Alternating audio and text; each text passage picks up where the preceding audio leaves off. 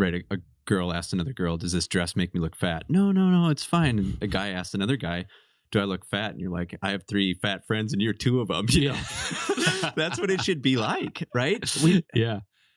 But I think there is a sense in which people they can't handle that, Mm-hmm. right? We've gotten soft and to our harm, right? That's scripture. Iron sharpens iron. Mm-hmm. And our problem, our hesitancy to exhort, right, encourage in a sermon or in a conversation or whatever the case may be, is I think the law, failing to recognize that God gave us the law, the order of creation, and it's good, Mm-hmm. right? And we're held to that. We're not saved by the law, Mm-hmm. but we're of this world, right? We live in it, I should say, to be more precise. And yeah, like you said earlier, we should be striving toward those good and godly things, not in a haphazard or halfway, Mm-hmm. lukewarm way, right? We should strive for them, Mm-hmm. like Paul says, like a boxer or one running a race, right? The desire to win first place. Mm-hmm. And how are you going to get there if no one's pushing you, holding you accountable? Welcome back to On the Line. Today we have the pleasure of sitting down with Josh Arndt, where we're going to talk about the art of discipline, but also we're going to talk about some different things such as the carnivore diet, things that have gone wrong with our agriculture and farming industry, along with spiritual disciplines and other things. We hope that you enjoy this episode. Sitting down with Josh Arndt is always a pleasure. As always, if you can like this video, that helps us get this message out to more people. And as always, we appreciate your support. Thanks and God bless.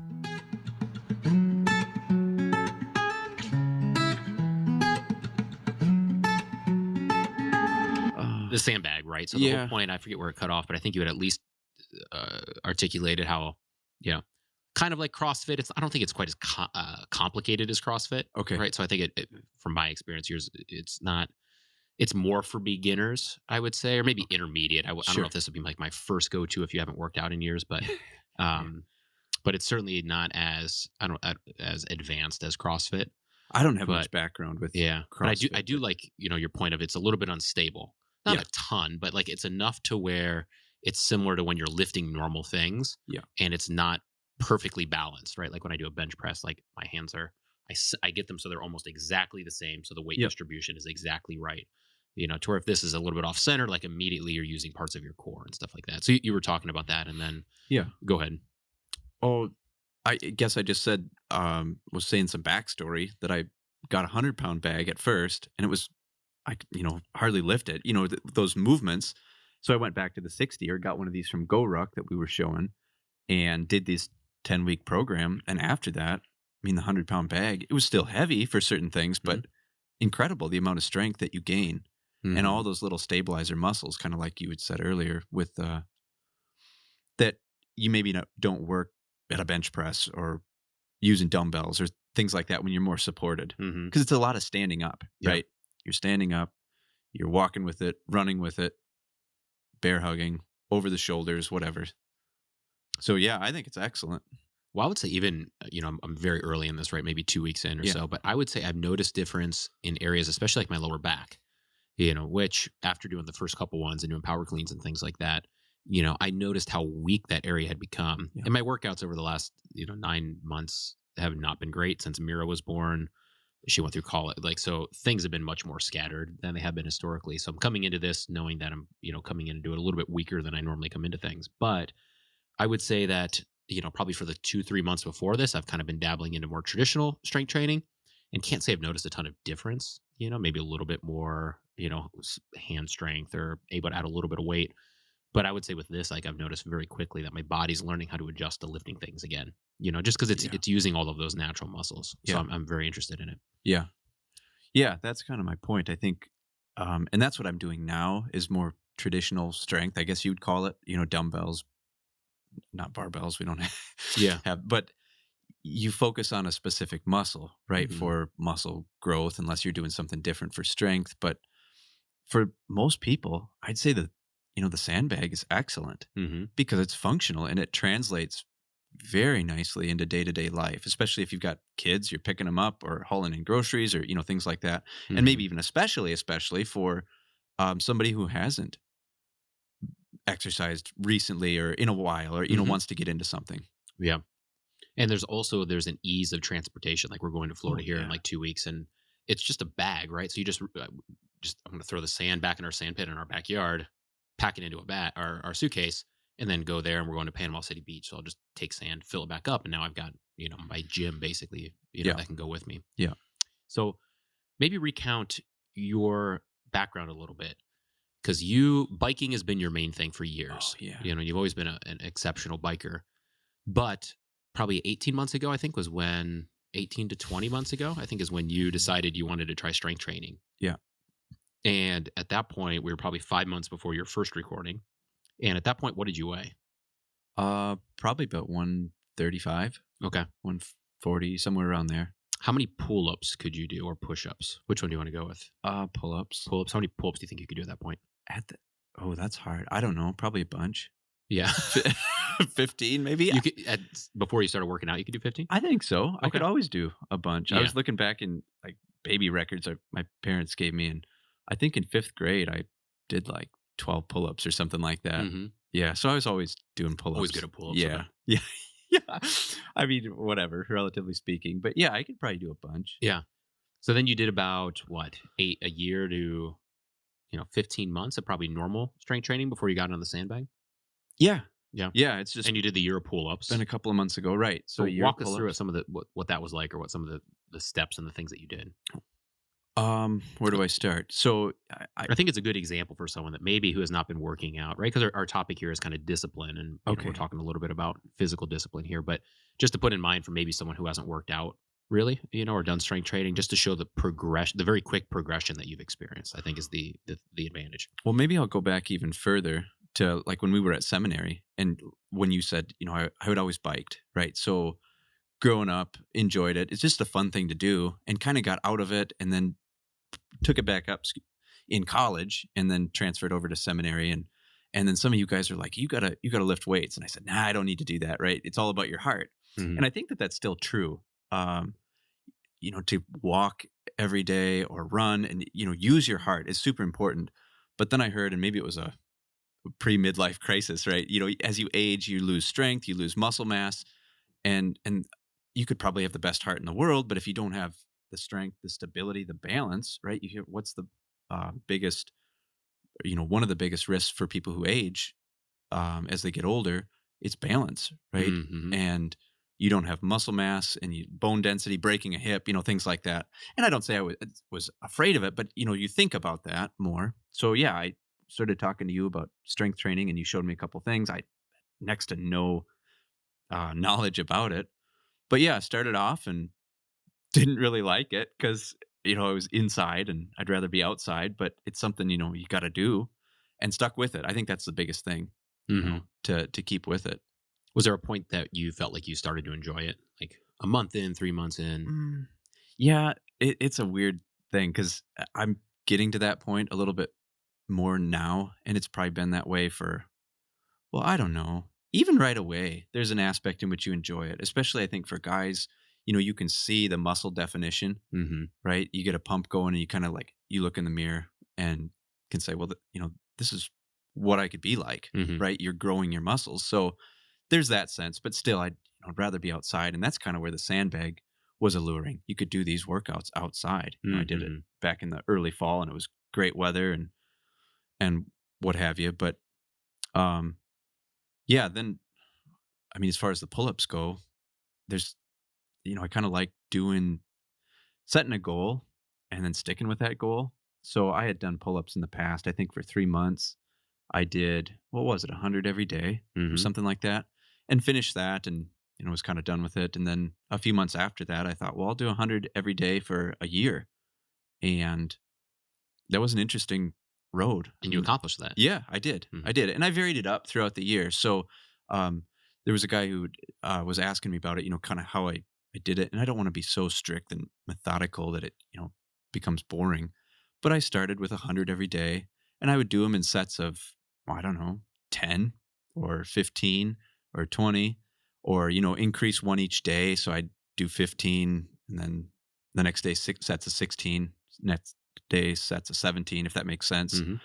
And then I think it was about halfway through the year, like January. I started in July. So January, I was getting kind of burnt out, and I'd gotten sick.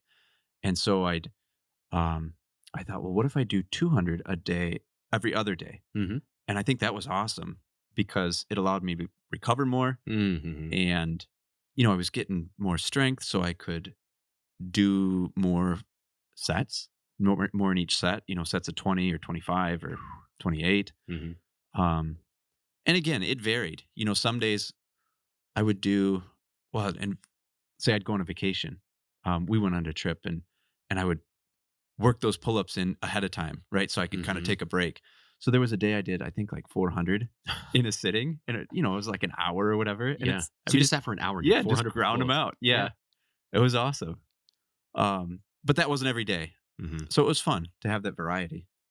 And I finished that in the July. And since then, admittedly, I I haven't been doing too many pull-ups. I did some yesterday. Yeah. And it's crazy how, you feel those muscles working again. But At your peak, how many pull-ups do you think you could do in a day, or like in a setting? in a row, Yeah, without letting go of the bar. the most I did, and I think they counted and they were good, or maybe the last one or two was And marginal. I've seen you do pull-ups, and 42? they're good. I think it was 42. Yeah. Wow. Yeah, I could never do 42. Oh, don't say But never. that's yeah. Yeah. I mean, that is so. If your starting point was 15, like you said, like think about that. Yeah. That's basically 3x. Yeah. And for someone that does 2, like you're not gonna you'll get a higher ratio than 4x. But I think the key is like you just and I've seen this, like your strength grew dramatically in 18 months. And maybe not everyone that's listening is going to tackle something like 100 pull-ups in a day, but just you know if you can discipline yourself and tackle these things, I think you do go through those stages, right? And it's good to know, 18 months, I could realistically have a completely different strength portfolio. Yeah. But then also to know, like, if you haven't done this before, that, the first 2 weeks or so are probably not going to be a blast. And every time you're not going to enjoy it. Maybe you'll start to get a pump towards the end and you'll say, okay, that's cool. But eventually you'll become kind of addicted to it in a good way, where you will look forward to it. Your body will understand this is a way to kind of get stress out, to lower my cortisone levels. If you're a guy, to raise your, well, for both, I guess, but to raise your testosterone levels, particularly in a guy. And then you get that pump and then you feel really good. And then you go a day where you don't work out and then you go, I don't feel that good. I want to go back to it. And then you kind of desire to work out, so you'll have those different stages and then you start to see results and then you feel really good about those results and they move you forward. So I think it's always nice just to see those stages, that you can get to these grandiose goals, and those are real things. But then in the meantime, you'll have these little check marks that will give you joy along the way. Yeah, and it compounds, right? Like you were saying. And I don't even know if you have to set an 18-month goal. So I said, I'll do this strength training for 3 years and see what happens, right? And it's been a year and a half. And at this point, I've come to the realization, it's going to be a lifelong thing.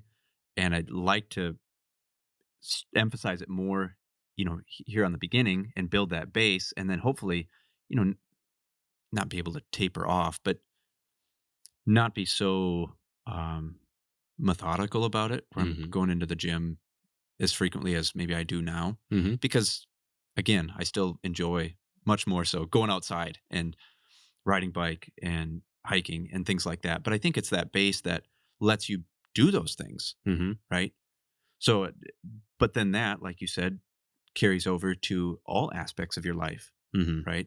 To your family, to your work, your personality, whatever the case may be, spirituality. It's all good. Yeah. One thing that's been helpful for me is, so I worked at Lifetime for a while, right? And one of the things that they would teach you is that if you were meeting with people either that wanted to create kind of like workout programs, which was something that we had, or for people that were just interested in coming into the gym, your goal was always to uncover 2 things for them. And one was the goal, and that's where most people stopped. Yeah. And then the other one, we would call it the nugget, right? You could use the why behind it or whatever. Sure. Right. So the goal is usually what someone would come in with. So they would come in and say, over the last couple of years, I put on, 60 extra pounds. I'm 60 pounds overweight and I'd like to cut that back. I'd like to lose 40 pounds, and be, okay, that's good. And that's the goal. Right. But then the more difficult thing is to get to the, why is that important?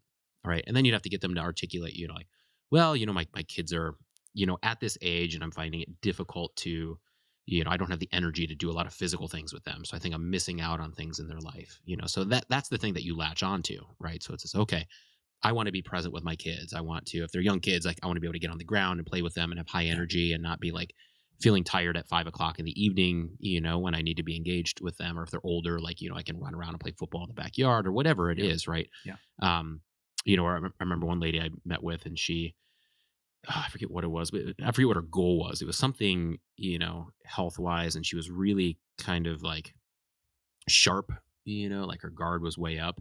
But then eventually we kind of broke through. And like the story was, I think that her husband had died and she had been a caretaker for him for a period of time.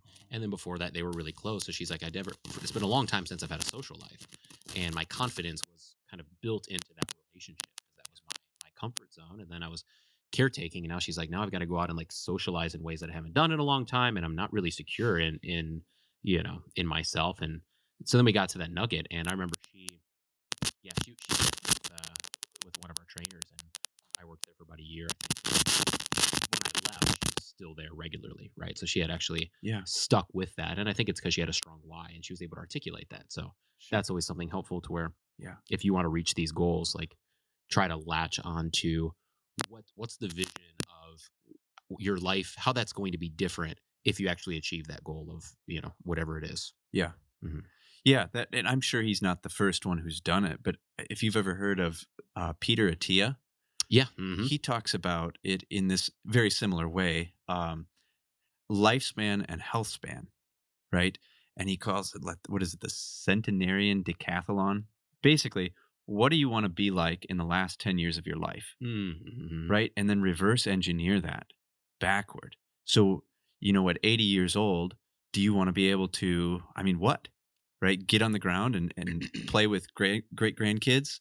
Do you want to be able to go up a flight of steps? Do you want to be able to, I heard this from somebody, I want to be able to go anywhere my kids or grandkids go, right? So Mhm. like an example, you're hiking and you're along a stream and the grandkids go out on the, the rocks, and are you going to be able to go with them, or are you going to say, no, I can't do that. What if I fall? Mhm. And then set those goals and work backwards. So what am I going to need to do? I'm going to have strength or cardio ability. And we do this financially too, Mhm. right? Financial planning, retirement, things like that. I think it's a good thing to think about Mhm. because, again, it's not that I'm worried about it, but it's a losing game, right? I'm probably behind the ball at 30 or whenever I started, as far as strength goes, but it's never too late. And on the flip side, we're all aging and we're Mhm. all going to lose that strength, that, ability. I mean, who knows what can happen tomorrow, Mhm. but I think we do have a duty to take care of our bodies, to love our bodies, Mhm. right? And I that's all aspects of it. We're kind of speaking physical, but I mean everything. Yeah. And we'll dabble in some of those other Sure. Yeah. areas, too later. But no, I think I remember when you shared that with me, that stuck with me because, sometimes we're both in kind of a similar stage where there's a lot of young kids. And when that stage is kind of chaotic in unique ways, right? Versus I know, life's always chaotic to some degree, Right. but that's kind of chaotic in some ways. Yeah. And when you're in your 30s, you say like, okay, like I don't need a lot of physical training in order to do the kinds of physical things that I need to do, right? So in other words, you have this mentality of I can get by for a period of time, But when you kind of talked about that, I was like, well, yeah, and when I'm 60 and my kids, are married and they're out of the house, my wife and I want to be able to have an active type lifestyle where we can travel, we can go to places like you said, we can have no problem walking around a town or something like that Yeah. for a day, Mhm. and getting to that point does take work along the way, particularly when you have the opportunity to build muscle, stabilizing muscles, things like that. So like you said, you're not worried about falling, so you're not tired, so your knees are supported, your shoulders are supported, things like that, so that you can do those things in your 60s, and then even in your 70s and 80s. And I'm sure you've seen this too, but I've seen two groups of people in their 60s, 70s, and 80s, and there's ones that can do things, and some of this is just you know luck or blessings from God, however you want to put it, right? But a lot of it is just these are people that have always been on the go. They've been active. Sloth has not really been a pitfall for them, and because of that, like you watch them in their 60s, 70s, and 80s, and you're like, you guys are having a blast, And then you can watch other people, and it's like these years are really rough for you, right? Yeah. They're just not able to do much. Yeah. Like you said, there's a lot of things that the extended family does, and they just can't engage in that, so they just get kind of stuck in this at home watching TV lifestyle, Right. and sometimes you can't help it. Sometimes you get a disease, and sometimes, you've got severe knee Right. issues from playing sports or whatever. But for what you can control, you can't control it, right? And to have that vision of like, this is what we want to do in our 60s. So what do I need to do today to make sure that that is at least a chance? Yeah. Mhm. Yeah, for sure. And I guess that example that comes to mind living, here where we do is the farmer, Mhm. right? Who's just they don't go into the weight room, and our vocations kind of require that because we're not farming, right? Mhm. you know, Mhm. and that's fine. But these guys who are out working all day with their hands, they have that base of fitness, and they continue to work into their 60s and 70s and 80s, Mhm. right? This adage, right? Body that stays in is in motion stays in motion, or whatever, how it goes. And Mhm. I think it's easy to visualize that, with money, retirement wise. You can start saving at 60, but it's going to be a rush, right? To try to make up for all that time from your 30s, 40s, 50s that you didn't save versus, start early and just do a little, Mhm. right? Do something, do what Mhm. you can do. So that's kind of, yeah, that's where I'm at, I guess. So let me ask you this, because I know Yeah. that you follow a lot of different health individuals. You mentioned Peter Attia, Mhm. Huberman. I know there's a Sure. handful. Have there been things over the last year and a half, as you've really been diving into this? Have there been things that you've learned that have shifted your understanding? Or things you've heard that have been kind of aha moments? And this could be in the fitness realm. It could be, in the mental health realm. It could be, and nutrition in that realm. Have there been things that have kind of shaped your thinking? Well, in some ways, when I go into something, I really dive into it, and there's plenty of stuff out there. But more recently, um, what's kind of stuck with me is almost a less is more approach, kind of like I just said, right? To do something, um, and not be maybe so rigid about these things, but be intentional about it, if that makes sense. So eating, right? You can go on a strict diet, right? And Mhm. time your meals and make sure, count your calories and things like that. And there might be a place and a time for that, right? Especially if you have a very specific goal.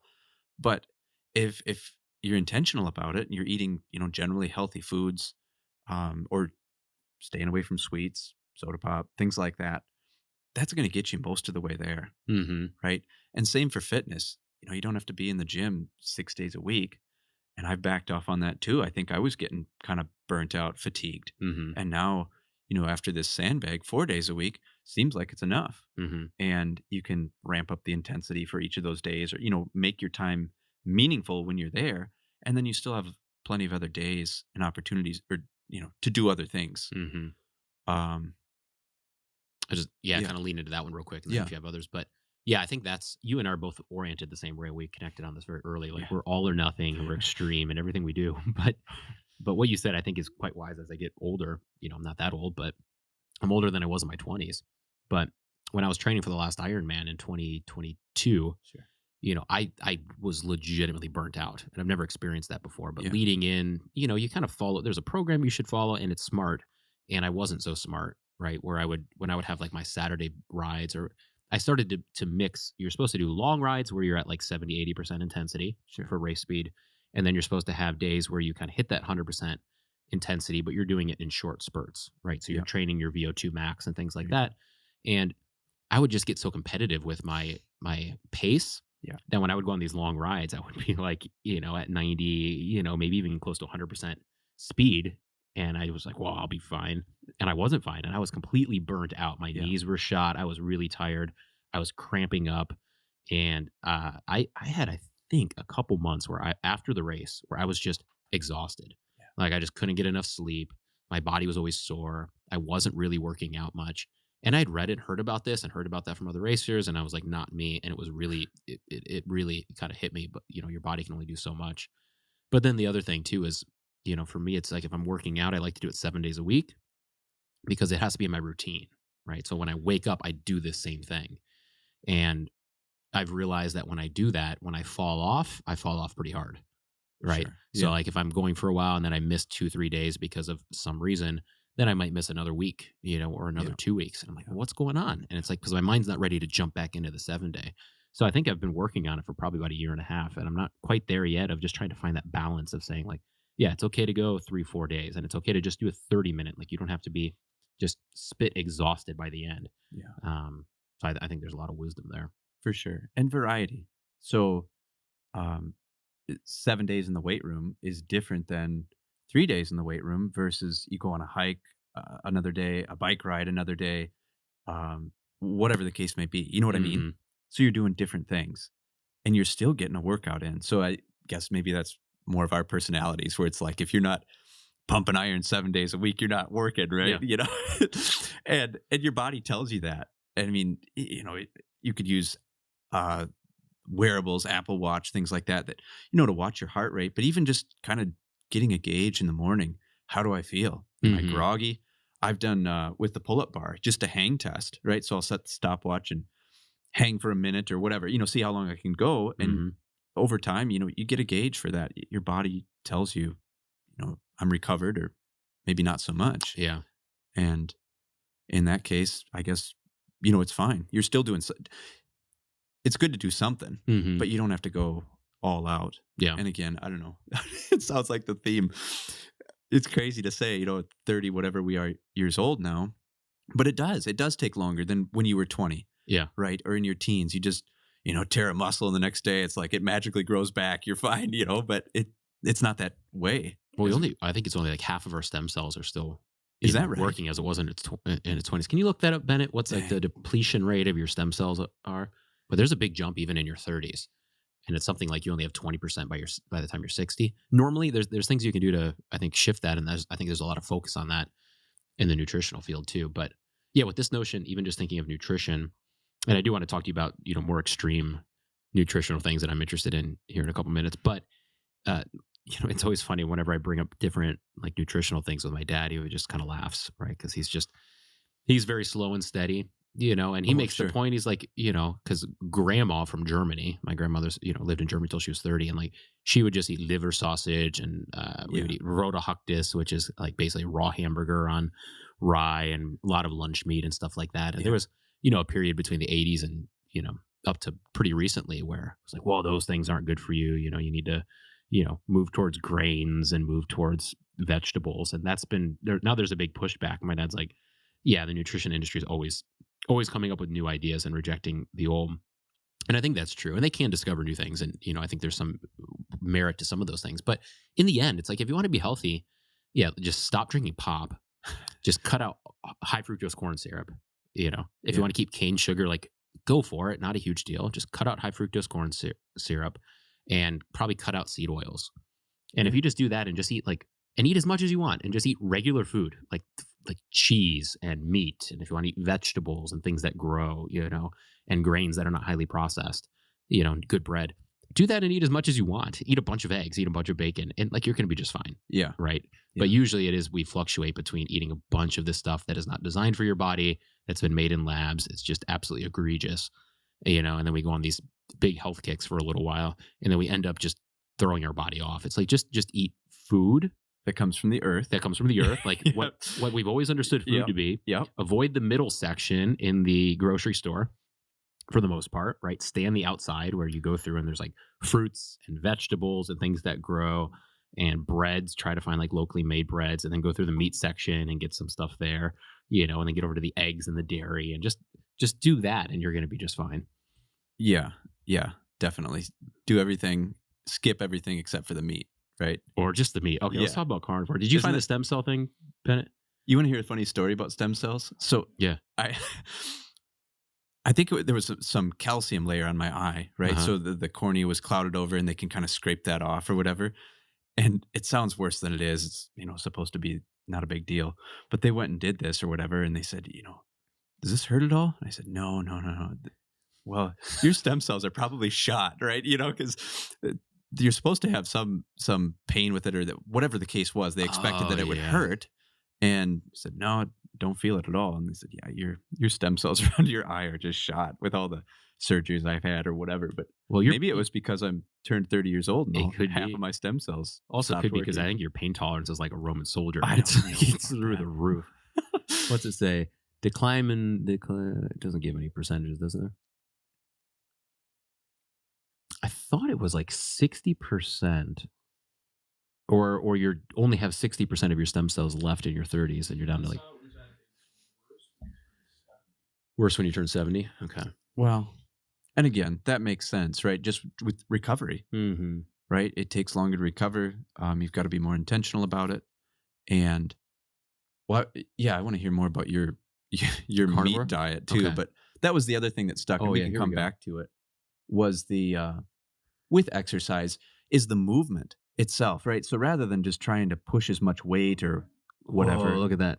Sorry, real quick. No, go ahead. So I'm not sure what those numbers are, but Okay. the graph show. So what? 10,000 to 100. So you've got 1/10 of what you had as a newborn when you're a teenager. You've got 2.5 left. You've got you've got 2.5 less. What would that be? So you've lost 2.5 what? 250%. You've lost 250% of your stem cells.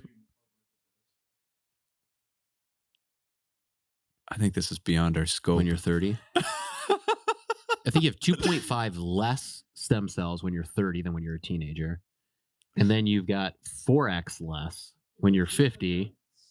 And then, yeah, it might be stem cells 21. I think I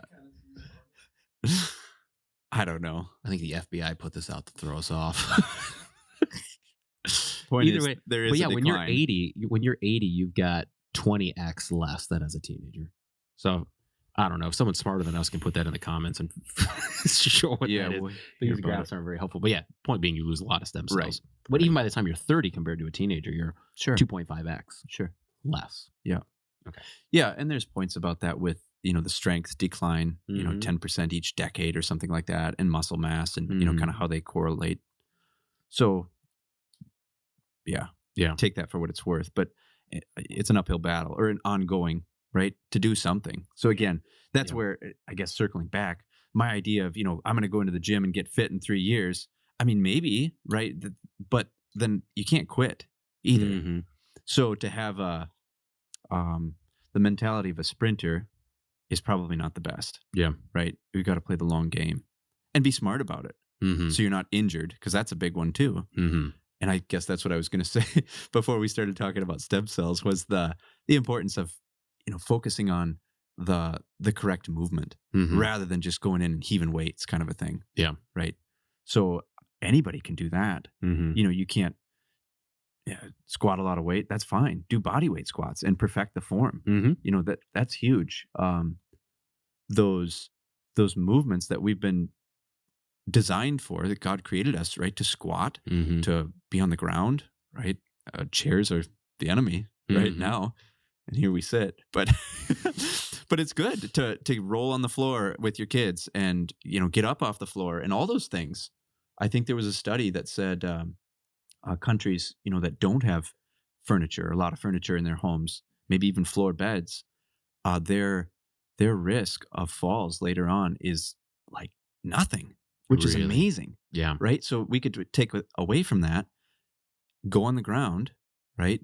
Use your chair less Mhm. when you get home at night, stretch a little bit while you're on the ground. You're a little bit more uncomfortable, so you're in different poses or whatever the case may be.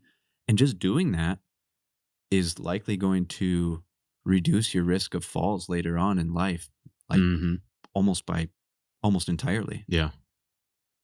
But yeah, you were going to talk about meat, the Let's talk about meat carnivore. diet. Yeah.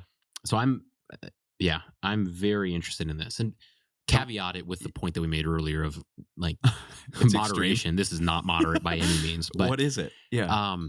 so carnivore. So I guess I'll share how I got into carnivore. Right. So post the Ironman that we were talking about before, I started getting numbness in the outside of my hands. Right. And I thought it was maybe from the overtraining or, Sure. Maybe the aero position on my tri-bike and stuff like that. So I kind of ignored it for a little while. Then the race happened in early September. And then by late October, certainly early November, it had gotten worse to where my hands started to get quite stiff. Okay. Yeah. So I was starting to lose mobility, particularly in my wrists. Then I had a trip to Ethiopia, and it was really bad there. It's like the flight kind of aggravated, I think, just sitting, for 17 hours in one position, Can't help. Yeah, and the beds weren't comfortable. So when I was there, I was having trouble sleeping because my mobility was gone, but at night it gets worse. So it gets really stiff, right? To where my arms would be falling asleep. My hands would certainly be completely numb. All the way up your arms. Yeah. Yeah. And maybe at this point it wasn't completely in my arms. It moved there as time went on. So anyway, I went back, started going to a chiropractor, tried some different things, wasn't really working, went to my doctor who kicked me over to a hand specialist. The hand specialist was like, this doesn't line up with the kind of stuff I deal with. You might have some carpal tunnel, but there's more going on here because of these other things. Yeah. So he kicked me back. He thought maybe I should go see a rheumatologist. So I went back to my doctor. He kicked me to a rheumatologist. There were some blood marker concerns, but not enough. So he was like, I don't think you have anything in my department. And then got some cortisone shots in my wrist, which made it better temporarily. Then it came back with a fury. And by fury, I mean like when I would go to sleep, my arms would fall asleep and I couldn't really grip, right? So my hand would become frozen like a mannequin.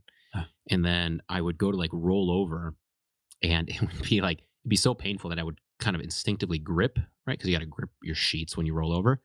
And it felt like my hand was breaking. So I would yell out in the middle of the night and like wake Raylene up. And then she got used to it, and because I wouldn't even like wake up by this point because I got so used to this, right? Which was one benefit of it was my pain tolerance went up, not to your level, but when you start to experience those chronic pains, like you just kind of get used to it and you get a little bit tougher, which is good because I don't think I'm naturally very tough with pain because I haven't experienced a ton. Anyway, good to have that. So long story short, this thing ends up at Mayo and they diagnose it as seronegative rheumatoid arthritis, which means you're lacking some of the blood markers, but they take MRIs and other things and figure out that it's rheumatoid arthritis. Oh. What does that mean? They're not entirely sure. It basically just means like your body's reacting against itself and it's manifesting in your joints to some degree, right? So it's kind of it's not a very cut and dry type industry. So they prescribe kind of the early thing is hydroxychloroquine, which has limited side effects, and might help. And I did that for a while, but I just didn't feel good on it. And I'm like, I'm 33. Yeah. I don't want to get onto these long-term things. So started looking into it more. And one of the things that's had very potent results is the carnivore diet. Right. Really? So, and a lot of high profile cases, that are public, different doctors, things like that. Jordan Peterson's daughter, Michaela, is an example where she had forms of it that were extreme, way beyond my measure. Arthritis? Yeah, hers was, I think, originally rheumatoid. Yeah. And then they recategorized it to something else because it was certainly way more extreme. Okay. Sure. Than what I'm experiencing. Yeah. And her symptoms were completely gone with just the carnivore diet. And it took her a long time to kind of figure this out, but she was doing elimination diets and trying different things. And eventually she was eating just like steak and salad. And then she removed the salad and just ate the steak. And then all of a sudden things started to go back. No And kidding. then she would introduce foods and have severe reactions. So she's been doing that for a while. Jordan Peterson's been doing it now for like 7 years. And when Jordan Peterson talks about it, he advocates for a lot of different areas. But one really unique thing is he's had gum disease issues. Okay. And that's something that can't be once it kind of breaks down. That's what they say. That doesn't come back. Yeah, there's nothing there's no cure for it, right? You can maybe manage it. Sure. And since he's been on carnivore, his gums have completely grown back and it's gone away. Back. Yeah. Which would be one of those medical miracles where they're like, we don't have an explanation for it. His explanation, he thinks it has to do with the diet. Right. So that's how I got into it. Those are some case studies. That's why I got interested, was because of my particular case. That's kind of how you heard about it. Yeah. So what is it? Yeah. Or what's, I'll say what it is and then maybe some of the claims behind it. But what it is you're just eating meat or animal products. Okay. So if you want to be real strict, like Michaela Peterson, she just eats steak. I think she just eats ribeyes. That's okay, it? So that's I mean, it. Not hamburger or? Nope. She just eats ham ribeyes. But bacon? that approach would basically say just cow. So that would be actually like the lion diet. It's the most severe, where you're just eating cow, which I think everyone in the carnivore diet agrees is the best meat outside of like organ meats. What about game, deer, elk? Those would probably fall into that, I would guess. Yeah, I'm not positive, but those would be pretty good because they're immune from or removed from the problems in our food system. That'll get to kind of like some of the explanation. Sure. Okay. Right? But I think they would probably be right there or also secondary. The one thing that's unique about cow is the way its stomach is formed with the 3 stomachs. It filters everything out in a very heightened way. So by the time you're getting into the meat, it's been through a filtration process via the stomach. Gotcha. That's far greater than any other animal that we eat, at least. Sure. So there's cow. Then technically in carnivore, you can eat any other meat, right? So then after the cow, fish is good in moderation, but then there's concerns about mercury, which is really an extension of an issue with our water systems that have been so heavily polluted. Right. To whereas back in Jesus' time, fish was looked very different than the fish does today. For sure. Then you've got, I think pigs pretty acceptable.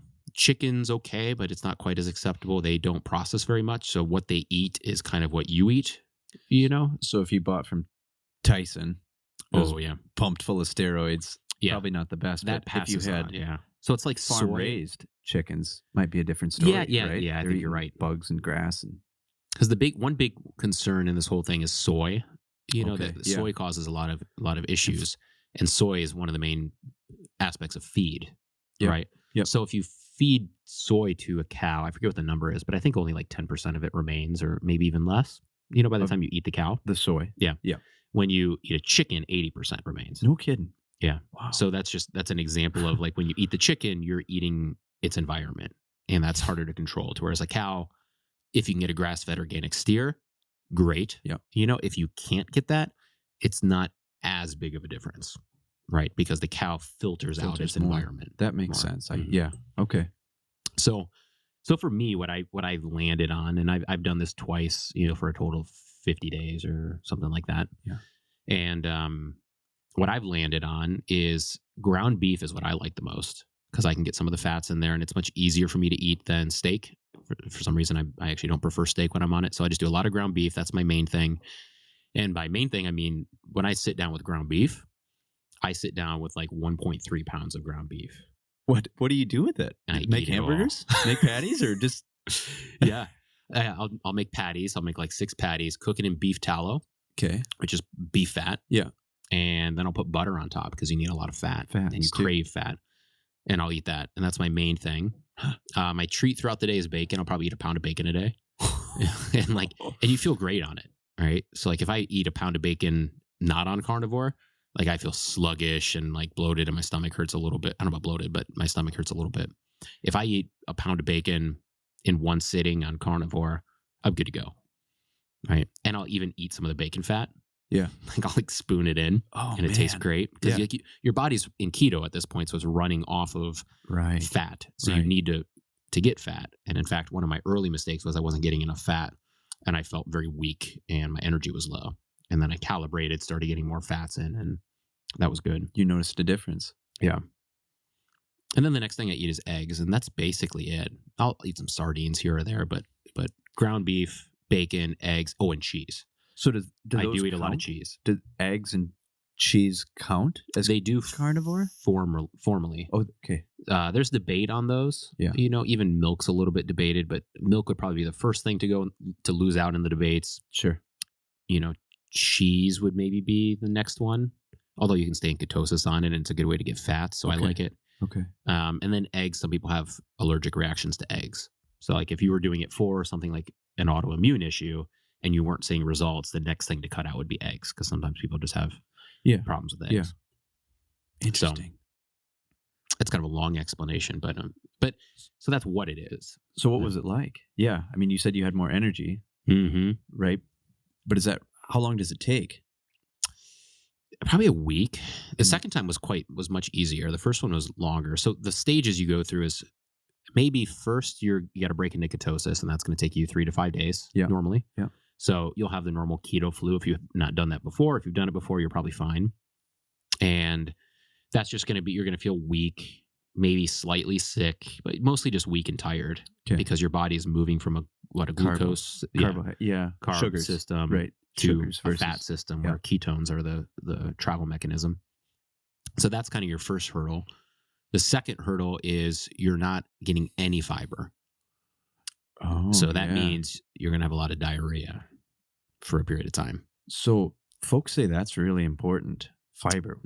What, how do you wrestle with that? How do you get fiber in, or you just don't? You don't. Really? And I think it's similar to, and I've heard, I don't know if I could regurgitate, what I've heard. Who's the one guy Paul Saladino. Oh, yeah. He talks about this a decent amount, and he makes those claims. He's a doctor, and, he's big into this whole industry, but he makes the claim your body does not need fiber. And it would probably be the same thing as this would be my comparison, right? Is that, the idea of not having carbs is kind of wild, right? Yeah. Until your body switches over, and then you realize that your body can operate on another system. Yeah. And it's kind of the same thing to where your body's used to using fiber for for your digestive system. Right. But and it does happen, and for me, it probably happened right around day 6 or 7, where your body then just starts to operate without fiber, and it operates just fine. Huh. And it's actually very lean. There's not a lot of waste in the carnivore diet, so your bowel movements are quite small, and they say that's normal and that's expected because there's not a lot of waste. Yeah. Right. Your body's using almost everything that comes its way. Huh. So you get that. You do get more energy. I wouldn't at least in my experience, I wouldn't raise the bar to a ridiculous degree. You don't become Superman or anything like that. But Wouldn't it be you more don't get as tired? steady? Whereas if you're have a lot of glucose, carbs, sugars, it spikes, right? And that's kind of the idea with ketosis. So would you say your energy is more consistent and steady throughout the day? Mm-hmm. Okay. Yeah, I think so. Interesting. Yeah. Yeah, I think that's a good way to put it. Yeah. So do you think, because you've gotten off it, right? You've done it twice. About do you think week it's and a half ago. sustainable? Or I don't know. I think so. Yeah. Because a couple things also happened. One, your cravings switch. So people that'll talk about it will say your cravings get calibrated to what your body needs, which I would attest to. Yeah. Right. Okay. So when I'm not on carnivore, right now, I'm a week and a half off carnivore for a couple of reasons. One, we're going on vacation here in a week. So Sure. I was debating on it being on carnivore there, and I said no. So I'll pick it back up in early February. But, you're like, ice cream sounds good. You're like, popcorn sounds good, or chips sounds good, or a pizza. So you're kind of at the whim of cravings, and those cravings are kind of filtered through your psychological experience. And there's an aspect of your physical experience, but it's mostly psychological. The physical might be saying, I'm hungry. Probably not for most of us, because we don't go long enough for your body to actually be hungry. No, so it's just psychological. You're like, I'm kind of bored. I should eat, right, or I'm used to snacking, so I need to snack. Yeah. And you just kind of fall into that trap. And what happens when you kind of break through, and once you're in carnivore, is sometimes I won't eat till 5 in the evening. Right, I'll just go through my whole day on carnivore or anytime. On carnivore. Yeah. And I do have heavy cream, which would be maybe the most debatable of what I'll do. Oh, yeah. I was just curious kind of how that changes. And it makes sense a little bit. On one hand, it seems like, if you haven't had chips for a while or ice cream or whatever, you might get that craving out of the blue. Mm-hmm. And I suppose maybe you haven't, been on it long enough for that to come, because you might go a month or two without craving ice cream. I don't know. Everyone's different. Mm-hmm. But I also can see that if your body expects, kind of makes that shift, like you said, that maybe you just forget about it and maybe you don't need it, right? I don't know if you can make a case that you need ice cream, right? Yeah. Right? Maybe somebody could, but yeah, I don't know. It's all interesting. Yeah, the one experience I had was maybe 3 weeks in or so. So I went to a birthday party of a buddy, which was at a brewery, and he got pizza. So pizza and beer are probably my two. That's a good happy place for me. So healthy, and especially at Waconia Brewing Company, it's a good brewery. Yeah. So I went beforehand. I was nervous, not that I was going to fall, but I was like, I'm going to be unhappy because I'm going to want these things. Yeah. So I ate a bunch of hamburger beforehand, and I went, and the pizza didn't smell good to me, and it was good pizza. It was from Garage Bowling here locally, so it was good pizza that I love, and I was like, man, not really craving that. Wow. The beer I craved a little bit, but not necessarily for the same reason that I would, crave a pizza. I enjoy the ambiance of beer. Sure. So that was there, but it wasn't too strong. But then we left. I didn't really crave the pizza, and I was kind of hungry when we left, but I had no desire for the pizza. When we went home, I had eaten 1.5 pounds of hamburgers, 3 hours before, and I was like, I'm craving hamburgers again. So I made another, 0.75 pounds of hamburger or so. Okay. And it's just I just craved hamburger and bacon always. That was what I would want. And every once in a while I would crave eggs, and cheese would be a little treat. Sure. So it was just that's all I craved, every day. That wasn't I had hamburger yesterday. Once you break through, your body's that hamburger has what I need to function, and therefore that's what I desire.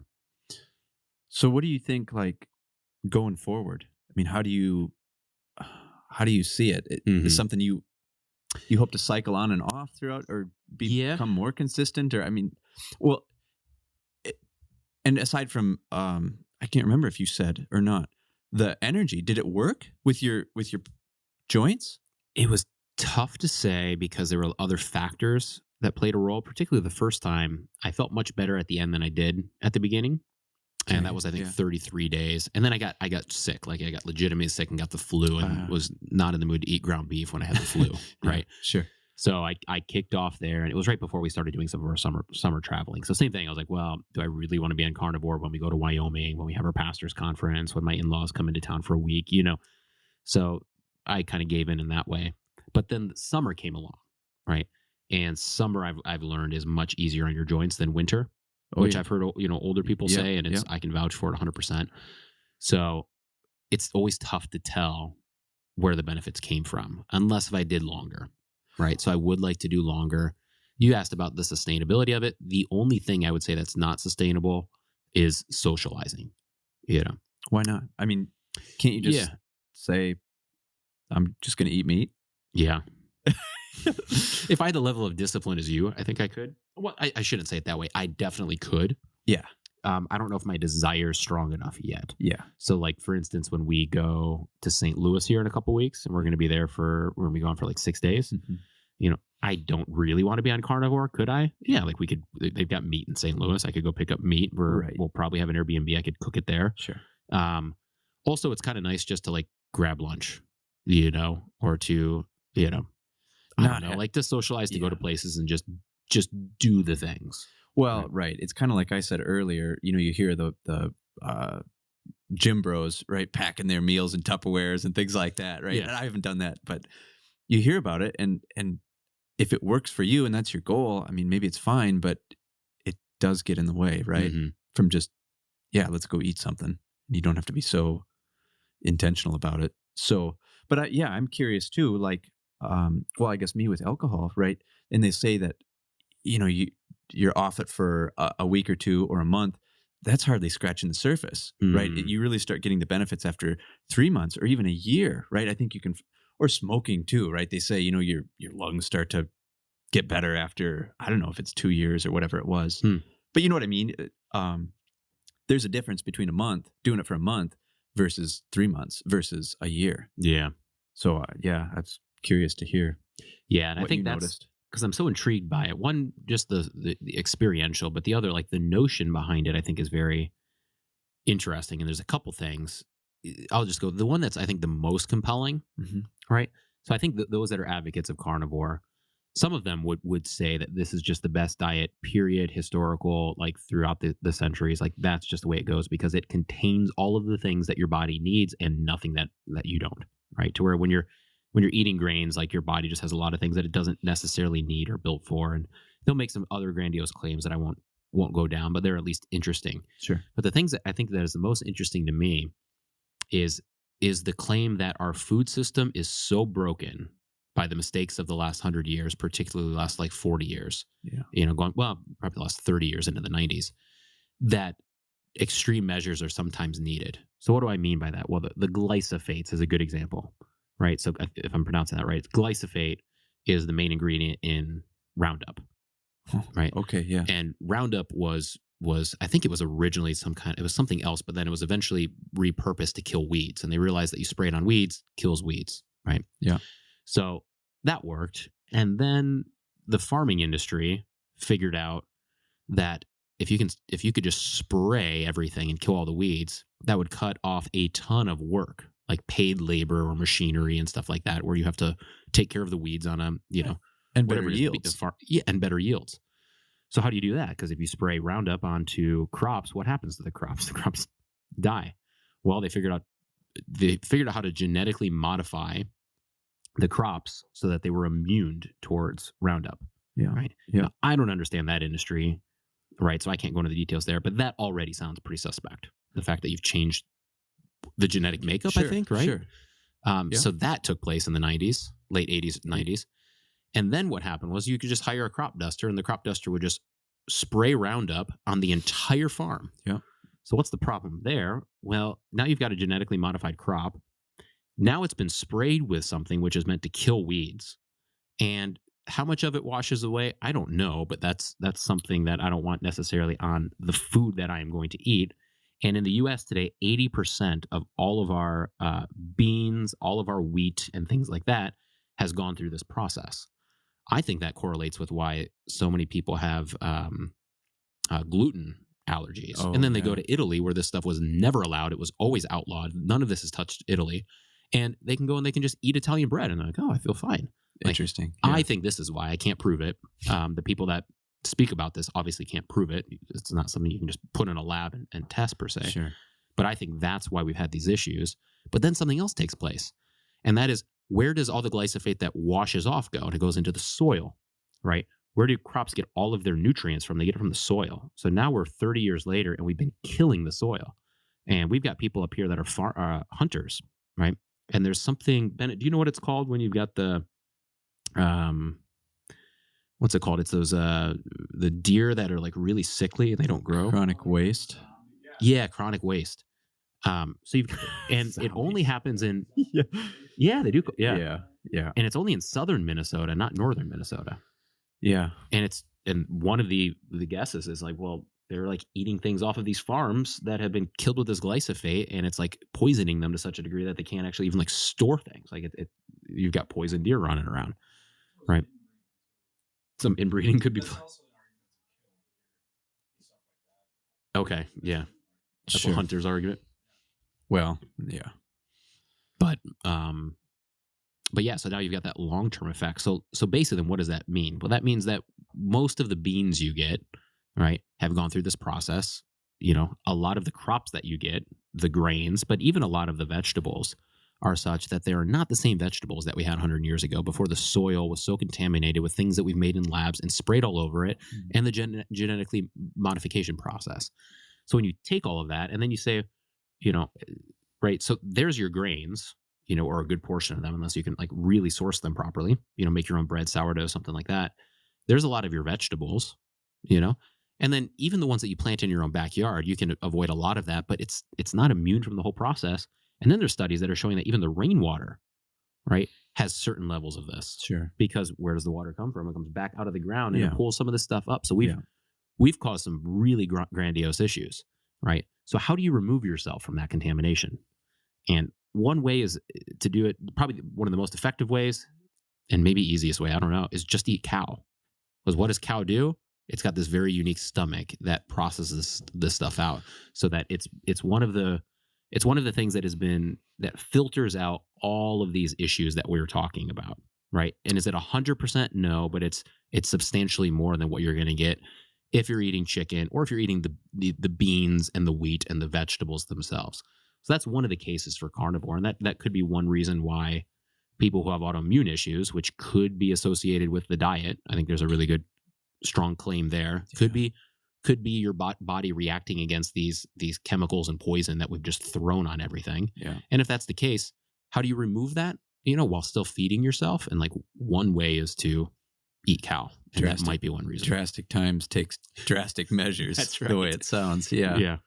No, I don't disagree with that. I mean, a lot of it, I don't know, you know, the details of, but it does seem like it can't be good, right? This push to get bigger and bigger as far as farms go, and ranches and things like that. And you think back, you know, relatively not that long ago, 50, 60 years, and everybody had a small farm, and it was sustainable for, you know, their family and maybe neighbors in a small radius, kind of a thing. Mm-hmm. But now everything has gotten so big. And what are you going to do?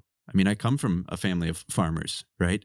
And you can't make a living with a small farm. Mm-hmm. You can't become a farmer unless you know, are rich or born into it, inherit it, something like that.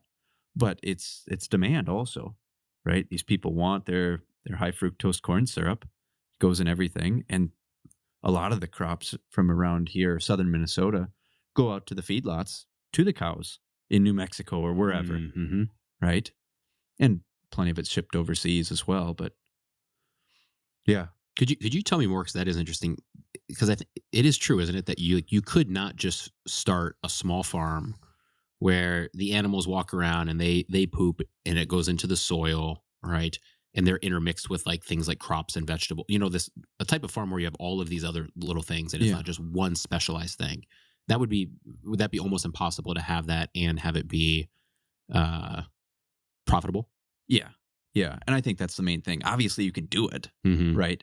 But it's maybe society, the way our standard of living, the minimum wage, whatever the case may be, it's just not feasible Mm-hmm. to be able to do that and make a living from it. Because you lose efficiency, right? To where it's like if you can just have this whole land doing one thing, then it's like the workload that goes into it, the price per square foot and all of this goes down. And if you want to sell your product, you have to be able to match what the other ones are doing, and they're going to be able to sell for way cheaper because their Right. cost is way cheaper. Right. And I mean, as far as that goes, I don't even know if you could sell it. Right. So there's with Monsanto and these other big seed companies, right? They force farms to use their seed, right?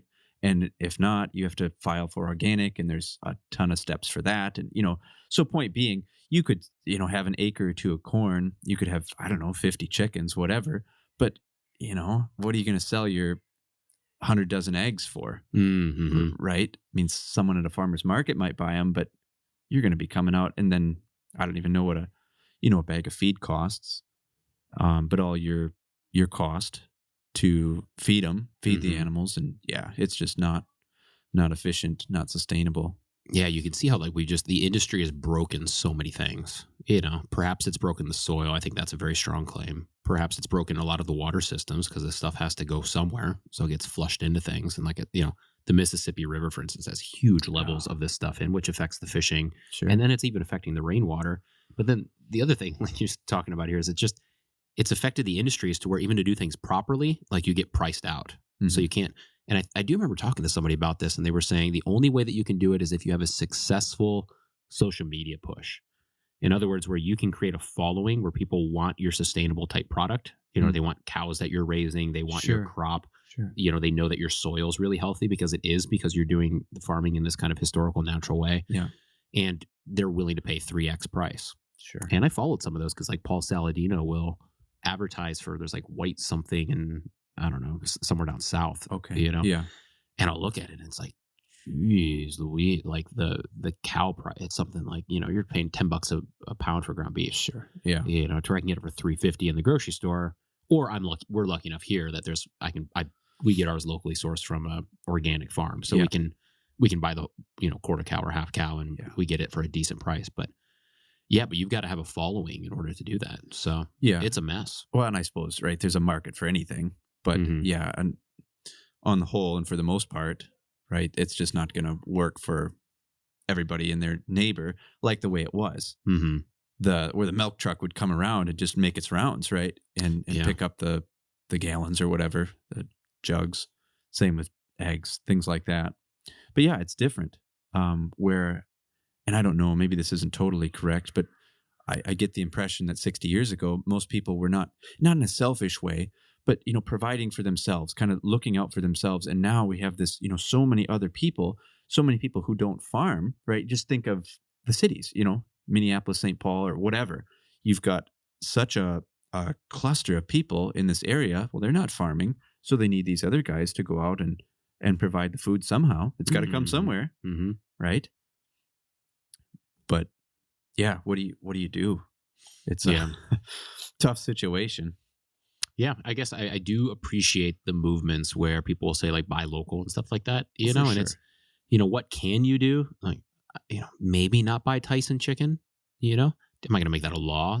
No, right? First off, feed your family. Second off, be good stewards of your finances. But if you're able to, maybe buy more local meats, and things like that. And if you can buy, support local bread makers that make sourdough and use 4 ingredients rather than the 42 that you see, on your country, whatever bread that's, got all of these wild things in it, to keep its shelf life, through the roof. Yeah.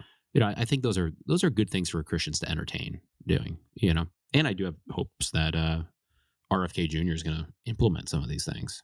I think that some of those things need to be addressed. Like when our kids come to school here or whatnot, and it's like the norm for the state lunches are just to be soaked in seed oils. It's like that is unfortunate that we have to like make our child food for our child not to take in on a regular basis, something you can make a very strong argument is one of the worst things for him or her. Right. And it would be nice just to be able to say, cook that in beef, in beef tallow. Yeah.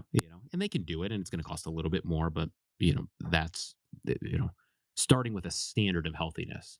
And then people are able to make their choices or whatnot, but at least to have an accessible level of health and non-poison foods. Yeah.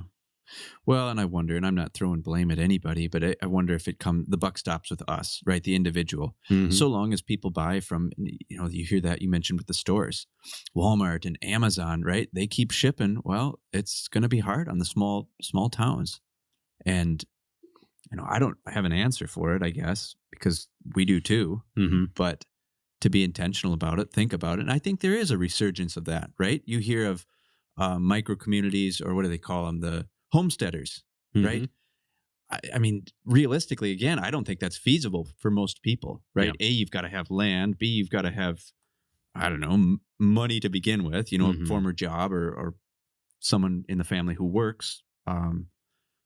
But it seems to work for some people. And I think Mhm. that's great Mhm. if you can do it. Yeah. So anyway, long story short, let me take a break. But yeah, that's why I am interested to do Carnivore again to see those long term. I've had short term experiences, and it's good. I've got a taste for it. It's good. The biggest challenge is the social aspect, to where like you just want to go do some things and just do those things. Just be like 33 and not be carrying a pound of ground beef with you to a place. Yeah, I don't know. And that's so- the moderation, like we've said earlier, right? Where I guess each person has to find that balance. But I would be curious if you did it for more than a month, or, try it for 3 months to see if those benefits continue. And the plan is, and I'll just say this for anyone listening: if anyone wants to join in on this or is interested, leave us a comment and let me know. Or also, we are working on a website right now that by this point might be up, but if you sign up with your email, we can kind of include you in something like this. But I think it's February 6th or 8th, whatever that Monday is, or Tuesday. There's a group of us that are doing the 60 days before Easter, and we're going to do Carnivore. So like Zach Vigors is doing it.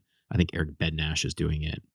60 days. Yeah. So just to do that 60 and then see how I feel, going up to Christmas. But that's kind of what we're going to do in lieu of Exodus 90, which we've talked about before. Oh yeah. Is make that the main focal point, and then maybe include some other aspects of that. So, and if anybody's got an in with beef, they're happy to sponsor the show. That'd be great. Yes. Sounds like you're in the beef business now. Yeah, that's right. That's good. All right, let's take a quick break and then we'll circle back. That's fine.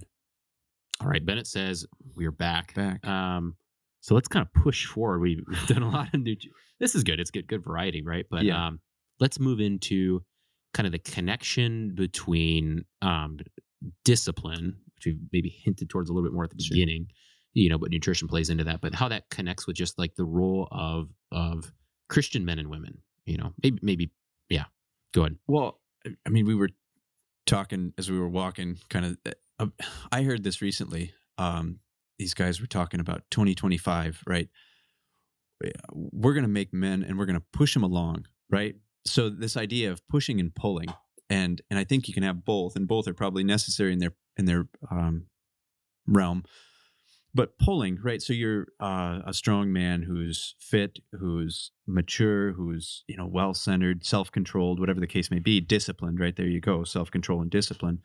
Might pull his family along, right, to support them and bring them with him, and as the head of the household to lead. But I think between men, we need to push. We need to push each other to be the best that we can be. And in the pulling sense, you in some ways you might kind of wait around, like, here I am, until you're ready. I'll pull you up. Mm-hmm. Whereas pushing, right, you're taking the initiative to hold other men accountable. And I guess I am speaking, specifically probably toward circles of men. Mm-hmm. And I think, were you alluding it before we took the break to the Exodus, or the 60 days before Lent, right? Mm-hmm. So when we did that, we talked about it last time, last year, whenever that was. It was excellent, right? We had this group of people, but I think some of the shortcomings, and I said I'll take the blame for it, where it falls for me, was not to push each other hard enough. In other words, we kind of did our own thing together, Mm-hmm. But if one person was slacking, we're just kind of soft about it. Yeah. Like, oh, that's okay, or try, work a little harder next time, or hopefully this week goes well. And I don't think that's good. That doesn't do a service to anybody, any man. I think that's a weakness we have. Maybe some of it's American culture, but it's shifting, I think. And I think we have it in Lutheranism too. And we can kind of hit both of those, Sure. and, people can push back on the second one. But, we've very much, I think one thing we've done is we've become very much in our own household, right? Like we're Individualized. Yeah. And we can Yeah. do that because we have the comforts of being able to kind of buy and store the things that we need. We don't need to lean on our neighbors for things like they Right. used to. Right. And then also we just kind of have those comforts, and therefore we're not as integrated in a community. So we don't have that accountability set up, and we just kind of become comfortable, and we do a lot of small talk and just kind of affirming of other people. Yeah. But I think people do crave that. And that's where, if you look at the workout community, that's one area that it's really excelled is there is kind of this notion of pushing and saying you can do more, and having that. And it's kind of a military aspect too, of being able to push, with a brotherhood. But we definitely need that. I don't think we do it societally. I think there's a desire for that, deep seated, even if people don't articulate it.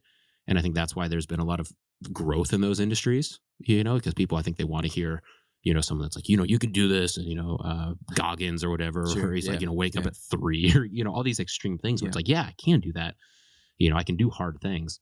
But then in Lutheranism, I think it's not necessary. Like, it's not a theological misstep. So that's not what I'm saying. But I think it's a practical misstep where sometimes we take this kind of saved by grace aspect to where it is Christ that does the work.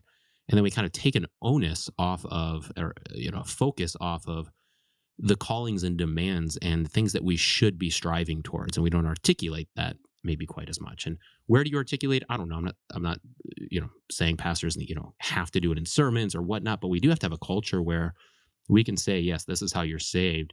And then here's the high standard of how Christians should live their life. And then, like you said, holding each other accountable and having repentance and forgiveness built into that. But to your point, like with Exodus, there was a lot of times where we would just kind of start to build in mistakes, especially as the days went on, and you get to day like 45 and you're in the middle, and they'd be like, oh, I did this or that. And a lot of our dialogue would be like, oh yeah, that's, okay. But like realistically, like if I'm like, I didn't wake up early today and I said I was going to, you should be like, hey clown, like what, you can't do what you said you were going to do? Yeah. Like do you want to be weak like that? And push back, and I think like building that back in is something that we crave, and it's very helpful for us. Well, it's like, right, a girl asked another girl, does this dress make me look fat? No, it's fine. And a guy asked another guy, do I look fat? And you're like, I have 3 fat friends and you're 2 of them. That's what it should be like, right? But I think there is a sense in which people they can't handle that. Mm-hmm.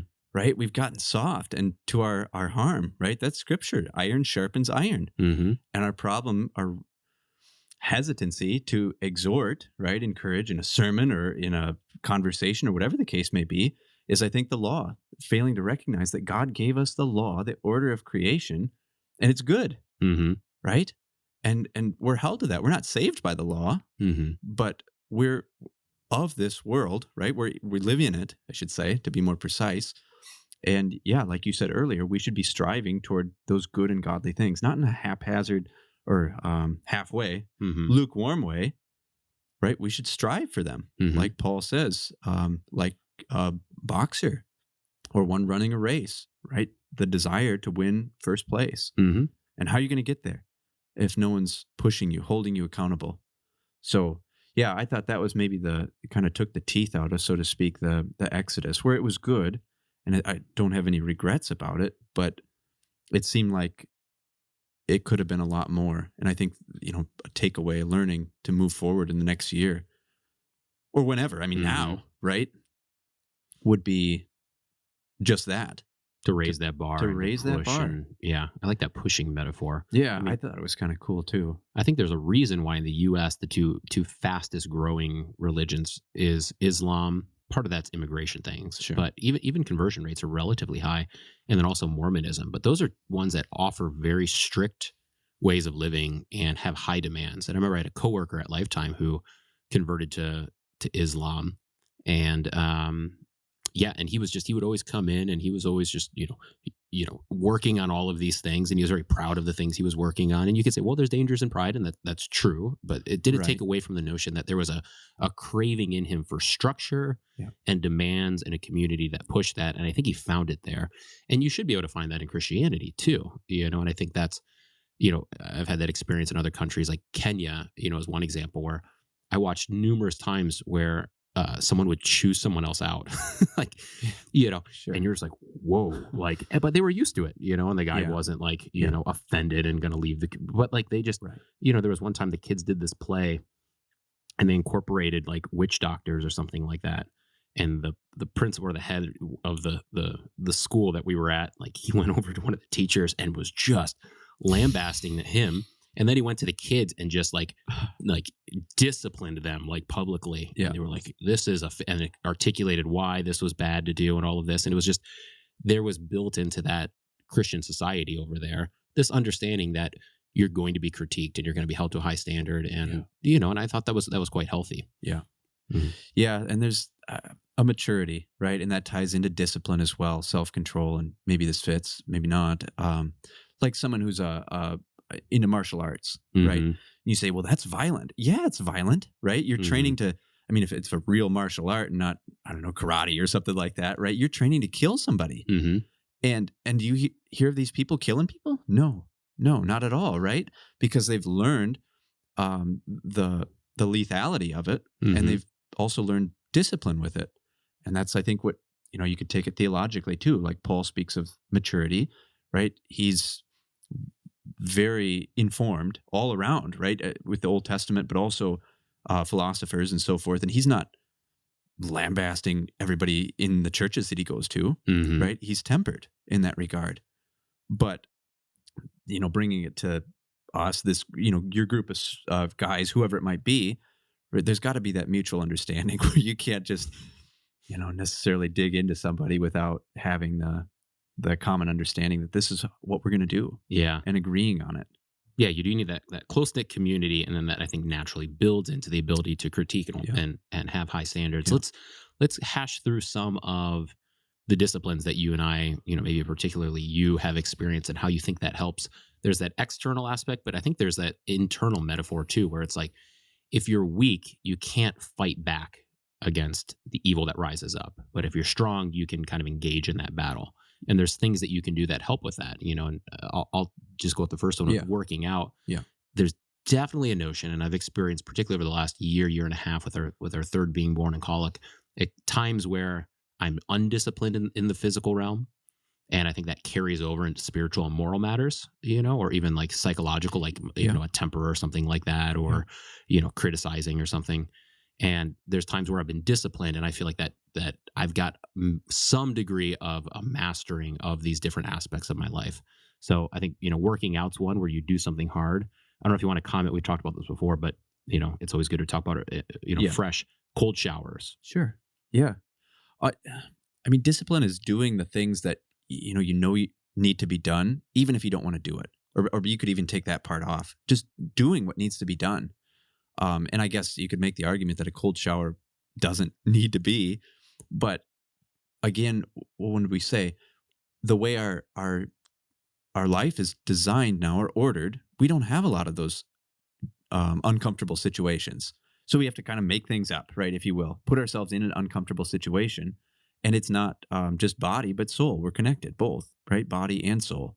So yeah, to do that, take a cold shower. That was part of the Exodus discipline that, I don't know if anybody wants to get in a cold shower, but you do it and you feel good. You've won a victory, right? Mhm. It might be a simple little thing, but who cares? It's something. Yeah. I mean, I would Was that, yeah. Yeah, no, I think that's spot on. Like you do that hard thing, and there's no question. Like when you if you work out, pop out of a cold shower, you're immediately looking for the next accomplishment. Like you feel accomplished that you've done those things. You've tackled two hard things, and kind of my next thought is like, okay, what's the next healthy thing I can do? And that Right. becomes like your mentality throughout the day.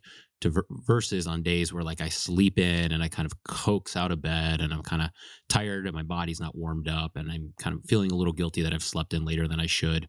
I'm looking for that next comfort.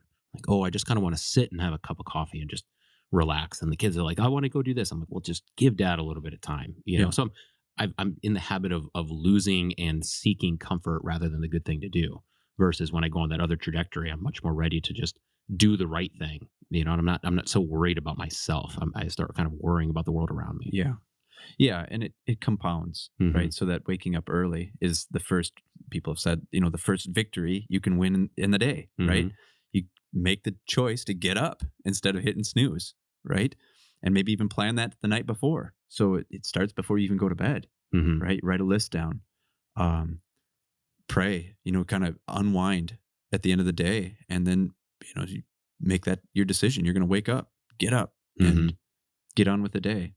And those little things, all throughout the day. I mean, sure, it's just waking up. Everyone's got to do that sometime, Mhm. right? But it begets other things. And that might be physical. You go and work out. It might also play into eating, and our stomachs in many ways, right? Affect our minds, Mhm. the way we think and feel and express ourselves. And of course, that carries out to our day to day interactions. Mhm. Yeah. What do you find with media or phone usage? Is that something you Uh, struggle with much, or? yeah, from time to time, I think it is, right? I'll be interested in something, and it's a wormhole, right? It sucks you in, and it's so easy. That's the problem. It's so easy with our phones in our pockets. Um, yeah, that I don't know what else to say. It's not good. Mhm. I think um, it'd be good. I've heard people say, detox, an intentional detox, Mhm. and that's hard too. I mean, actually, hard for our work, Mhm. and I don't use pen and paper, right? So that's maybe an excuse, but we use email and computers to write sermons or Bible studies or whatever your work may be. Mhm. So it's hard to distance yourself from that. But yeah, I don't know. I don't have a whole lot of good to say about it. Yeah. I think What? the one thing that's gotten me, and I'm going to do this right now. Yeah. I'm going to delete Twitter off of my phone. Good. Um, Yeah. I haven't used it in maybe 5 days now, but that's one that I haven't used any social media for quite some time. There you go. It's deleted. And uh, Trump got shot, and I hopped back on X, Sure. Yeah. because I wanted to, I Yeah. think that's one of the best areas to kind of get varied opinions or people researching and exposing things. Yeah. And so I did. And then I kind of got addicted to it to some degree. So I brought it back into my life. And yeah, I'll just find in the evenings that became something I would do. Like we'd go to bed, and Raylene will often fall asleep quicker than I will. Yeah. So sometimes I'll read, but then I fell into this. I was just like be on Twitter, and man, time flies, and all of a sudden it's, maybe 30 minutes past when I would normally go to bed, 45 minutes past. And I've just not done anything really productive. There's been a couple little nuggets of learning, which is what draws you back. That's kind of how you Yeah. like make the excuse, like, oh, like I Yeah. want to know like what's going on and da da da da. But then you scroll through and it's just like a bunch of dumb stuff. Yeah. And I don't follow a bunch of dumb accounts anyway, but they sneak in.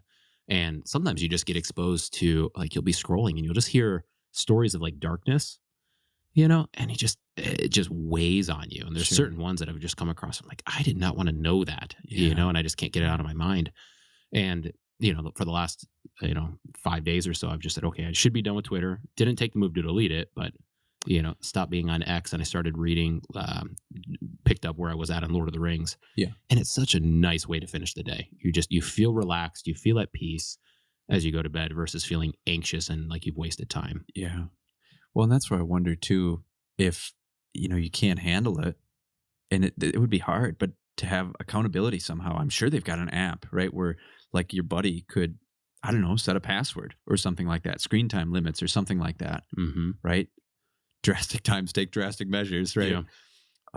Yeah, I don't know of anything like that, but if I that's know. what it takes, so be it. Yeah. I Right? know there's one.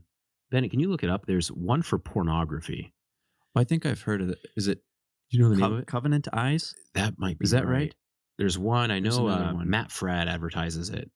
It's one of his sponsors. But what it basically does is like you could, if you have like an accountability partner. So there's Covenant Eyes. I don't know if that's the one or not, but that's definitely one of them. Look up Matt Fradd I don't know if you want to type in, shoot, it's up to you if you want to type in, I don't know how else to put it, but like porn. Yeah. Yeah. Matt Fradd sponsor.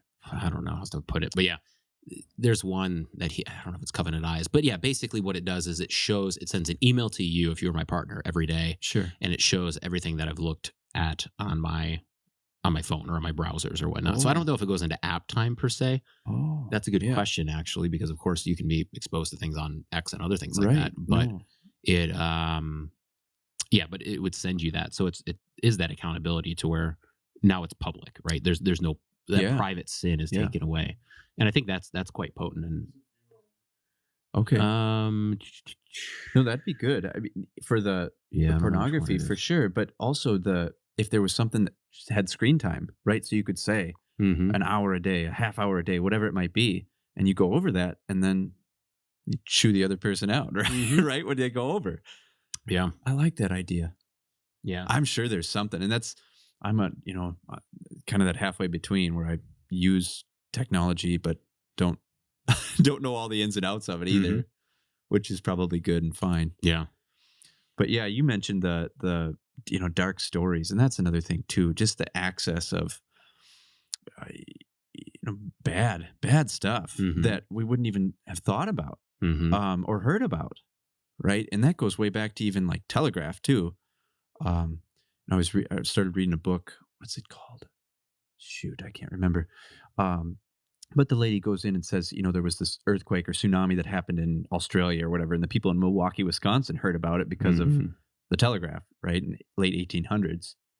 And some of that stuff, people have always said to me, you need to watch the news, right? As a pastor, you need to be informed. And I'm like, well, I don't know. I don't watch the news, and I'm pretty happy about that. I think there's plenty of stuff you don't need to know, and if you do, people are going to tell you about it. Yeah. Right? It's not like hearing about whatever the latest is going to make you give you a better sermon or help you to understand people more. I mean, history repeats itself in that regard, and there's nothing new under the sun, and we should just be reading the Bible anyway.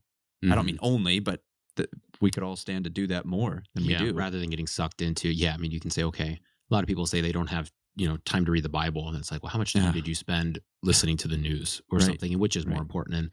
And Tim Ferriss, remember Tim Ferriss? Yeah. He wrote the 4-Hour Work Week. Sure. Yeah. I always remember one thing he said in there was he doesn't follow any news. Yeah.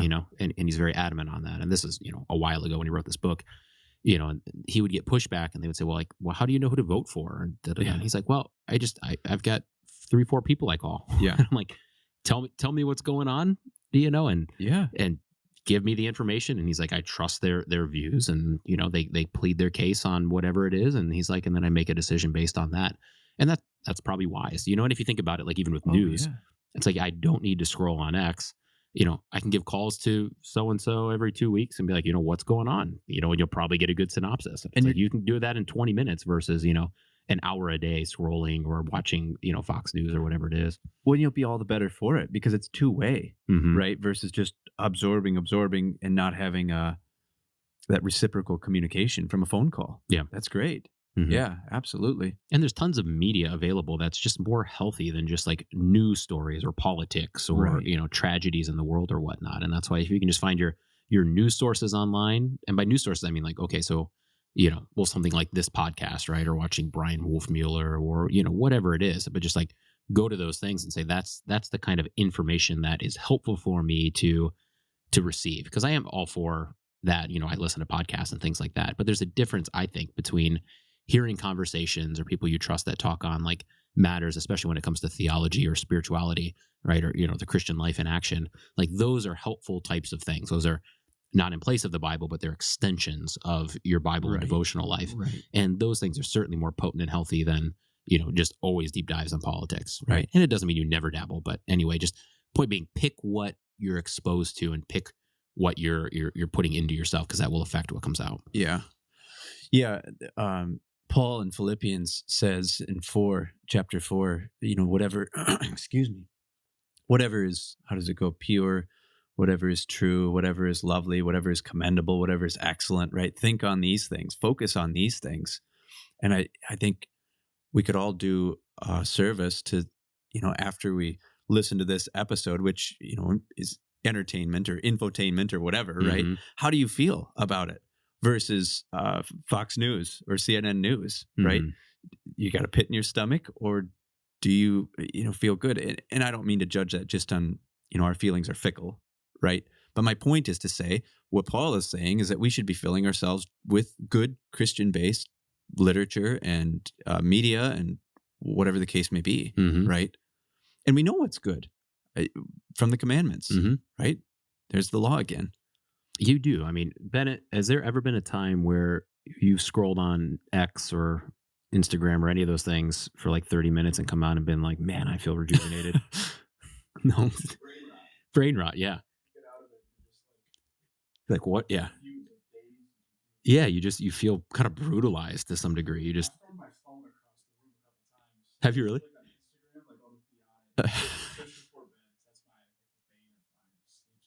Yeah. I'll get Instagram and I'll just be looking at it. I'll see the dumbest thing I've ever seen. And I'll just toss it. It's a lot of trust in the computer. I'll just get rid of that thing. Yeah. Yeah. I'm so tempted just to get rid of the smartphone and go back to a dumb phone.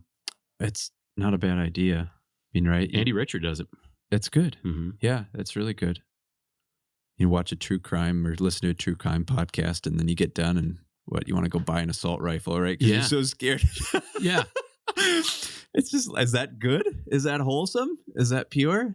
Use it as a checkbox, a list. I mean, there you can go with the disciplines, right? I think that's beneficial in many ways, not above the commandments, but sometimes, honor your father and mother, you shall not murder. Like it's almost aloof. Like, what does that mean, right?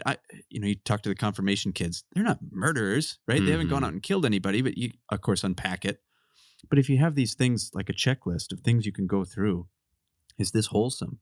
Make your own, right? Mm-hmm. Kind of have values or goals, things that edify and build up the different things you want to focus on in your life, your faith, family, fitness, whatever the case may be. And if not, get rid of it, right? Weed it out. Yeah. Yeah. I often wonder, so, you hear about obviously you've got soldiers like David, we're the mighty men. Yeah. So you've got, culturally speaking for Israel, like the Old Testament, they had to go out to war, right? And there was a time period, usually in the spring, I think, where they would go out to war, right? And then they would come back. But like when they were back, they weren't exposed to, they were exposed to sin and of course the brokenness of normal life. But with our phones, like I've never gone to war, so I've never experienced it firsthand. But I wonder psychologically how much I've experienced the same type of damage of being in a war by witnessing all of this, some of these horrendous things. And, there's certainly way more horrendous things out there than what I've seen. But, you get kind of secondhand PTSD, from this, but it's in an ongoing way. And that's kind of the difference. Like you can't get away from it. Like every day you're just exposed to these negative things. And I can't articulate this, but I wonder if that secondhand is the key there, because it's a different thing when you're in war, you're there, physically there, right? Whole body, versus you or I watching something or hearing something second or third hand. Do you know what I mean? Yeah. You're passive in it. Mm-hmm. It's not reality. And I wonder if that's even worse because you don't have, what do I want to say? An outlet, right? Where you can, when you're done with war, like you said, you can go home, and not saying that there wouldn't be PTSD that you'd have to work through, but your environment actually changes. Whereas picking up your phone, it's no different. You put it down, nothing's changed. Do you know what I mean? Yeah. And again, I can't. You can't get away from it is the point. You're just you're always exposed to it, and you're always affected by it, And yeah, I mean, we talked about this before with Exodus, but one of the things that was unexpected for me that I noticed that was very potent, and it had a lasting effect for a while, and I think I've kind of to some degree I've crept back in some of these areas. X is a good example, but no technology outside of what you need, right? And were we perfect on that? No, but I didn't scroll social media. Yeah. We didn't really watch any movies. There's a couple cheat days built in where you're able to watch a movie with your spouse, but we would watch pretty wholesome things. I think maybe we only watched The Chosen, during that time frame. Music was music that lifts the soul. And after that was done, I've told the story before, but we watched Harry Potter. Oh yeah. Right.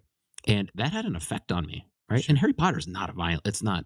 Yeah. I've got no problem with that philosophically speaking, but you just realize how desensitized you are, and I would say we're probably way more desensitized than probably those soldiers, along with David, where they went off to war and then they went back and they farmed and they were with their family and they were just kind of in a wholesome environment. And then they went out and they did the deed. But when they do the deed of war, like they also have some kind of like control there, right? Like they can fight back against that which is evil.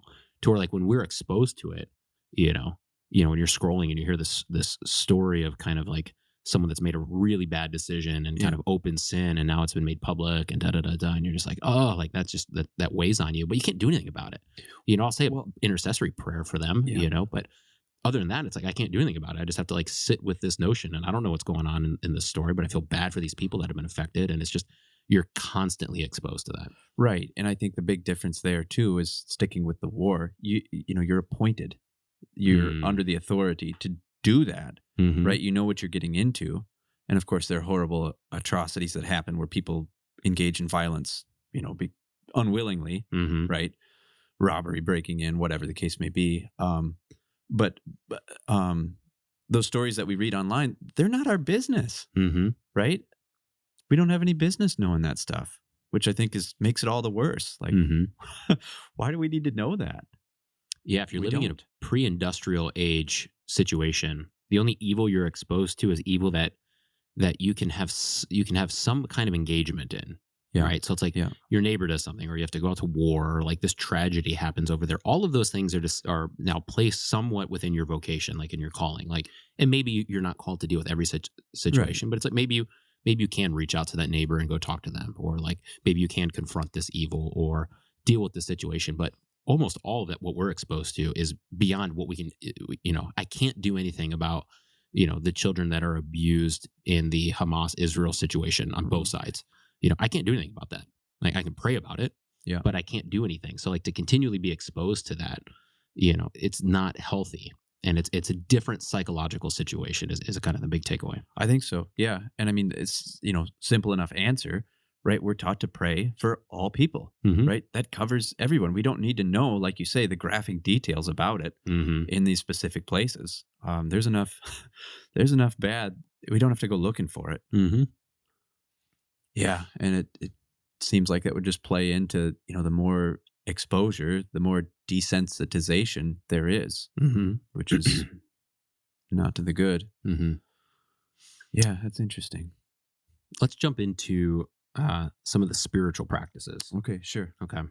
And by spiritual practices, I don't know if that's the best term for it, but either way, it's practices that you're doing to kind of formulate your Christian faith. And there's kind of external things, and that's where I think discipline of the body is very important. Discipline of the stomach is very important. Both of those have long Christian roots all the way back into Israel, like times of fasting, times of feasting, physical expression. By the way, there's a retreat coming up. I'll give it a little plug. It's January 31st, the Sword of Gideon.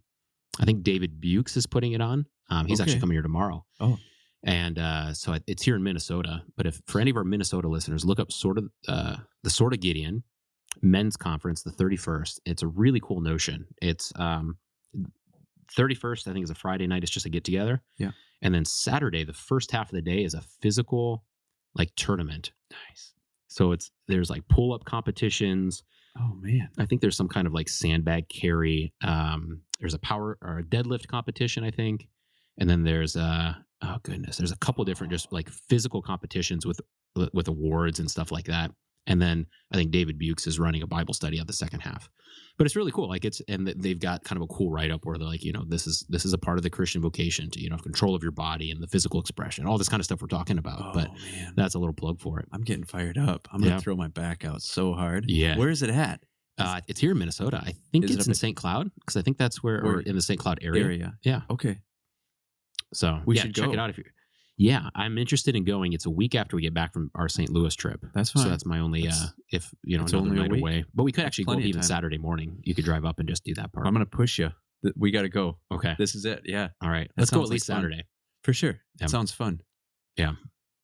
So that's a good plug for that. Stuff like that it's excellent, right? Because I'm sure I'm not the only one who's got chills running down my back, right? It's that competition, and that's fun. Yeah. That's fun. They should do a cold plunge too, right? Oh, how long you could cold plunge. Yeah. I'll talk to him. Can you remind me to talk to him about that, Bennett?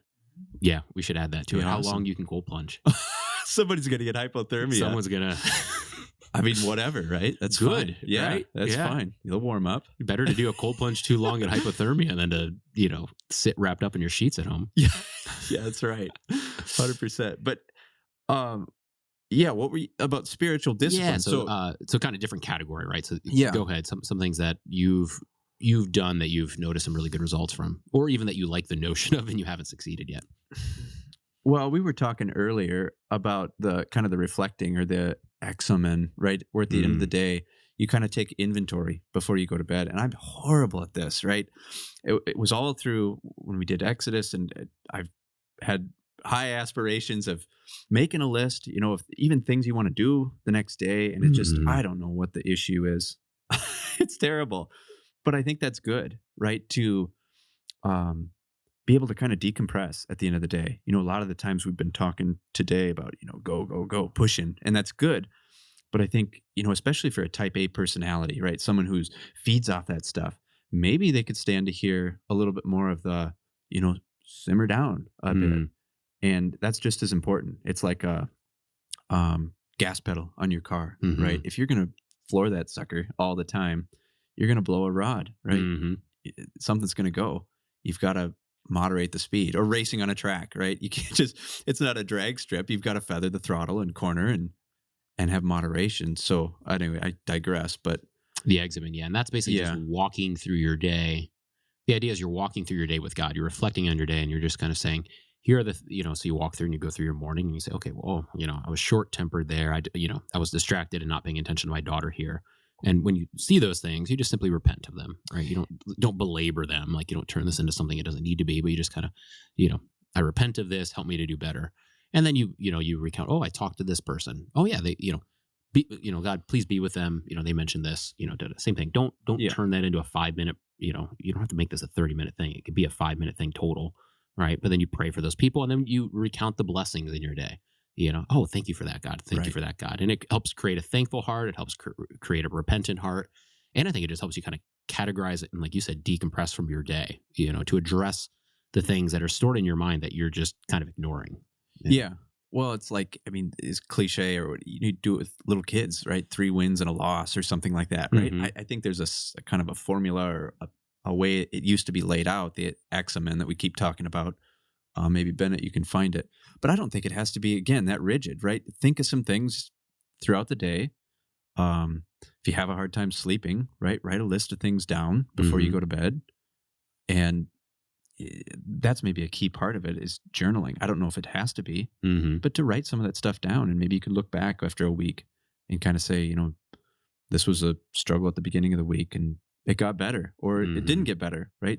And this upcoming week, I'm going to focus on it more. It just, I don't know. It helps to ground and kind of orient ourselves in life, I suppose, right? According to our vocations. That's in the catechism, right? Consider our place in life, and to be intentional about it. Again, in the fast-paced world that we live in, it's easy to just move to the next thing, or be distracted. Right. Again, going back to phones kind of thing. Yeah. Right. What's easy versus what's good and wholesome and beneficial to you and others. Yeah. One other one that's kind of interesting. I think this is from St. Ignatius. Sure. There's a couple here we could kind of dive down. And so one I've never come across before, and I did it for a little bit. I haven't done it recently, but it's to visualize a battlefield, right? And to visualize a side that's good and a side that's evil. If you've seen like Lord of the Rings, it's kind of easy. You can just kind of picture Braveheart. You can picture Braveheart, yeah.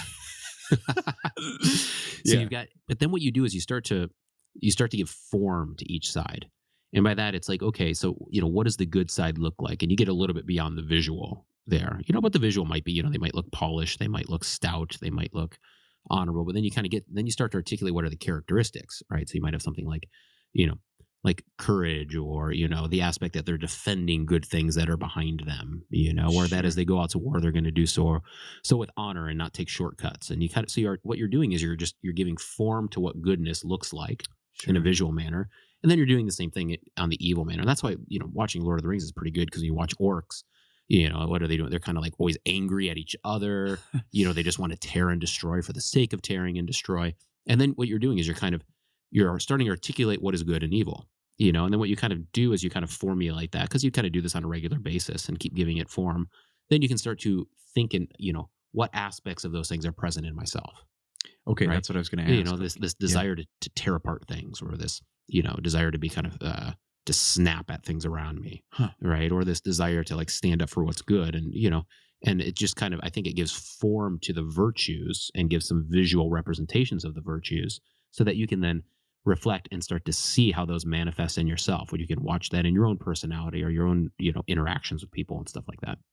So, like, what does he say? You do this at the end of the day, or just in like meditation? You just sit and close your eyes and visualize this, and meditative process. Yeah. Mm-hmm. Huh. Yeah. So that was kind of an interesting one. Another one that I think we read about earlier, we were kind of talking about very briefly, was to reflect on different things in your life, and then to ask the question on whether or not they are oriented towards God or away from God. Right.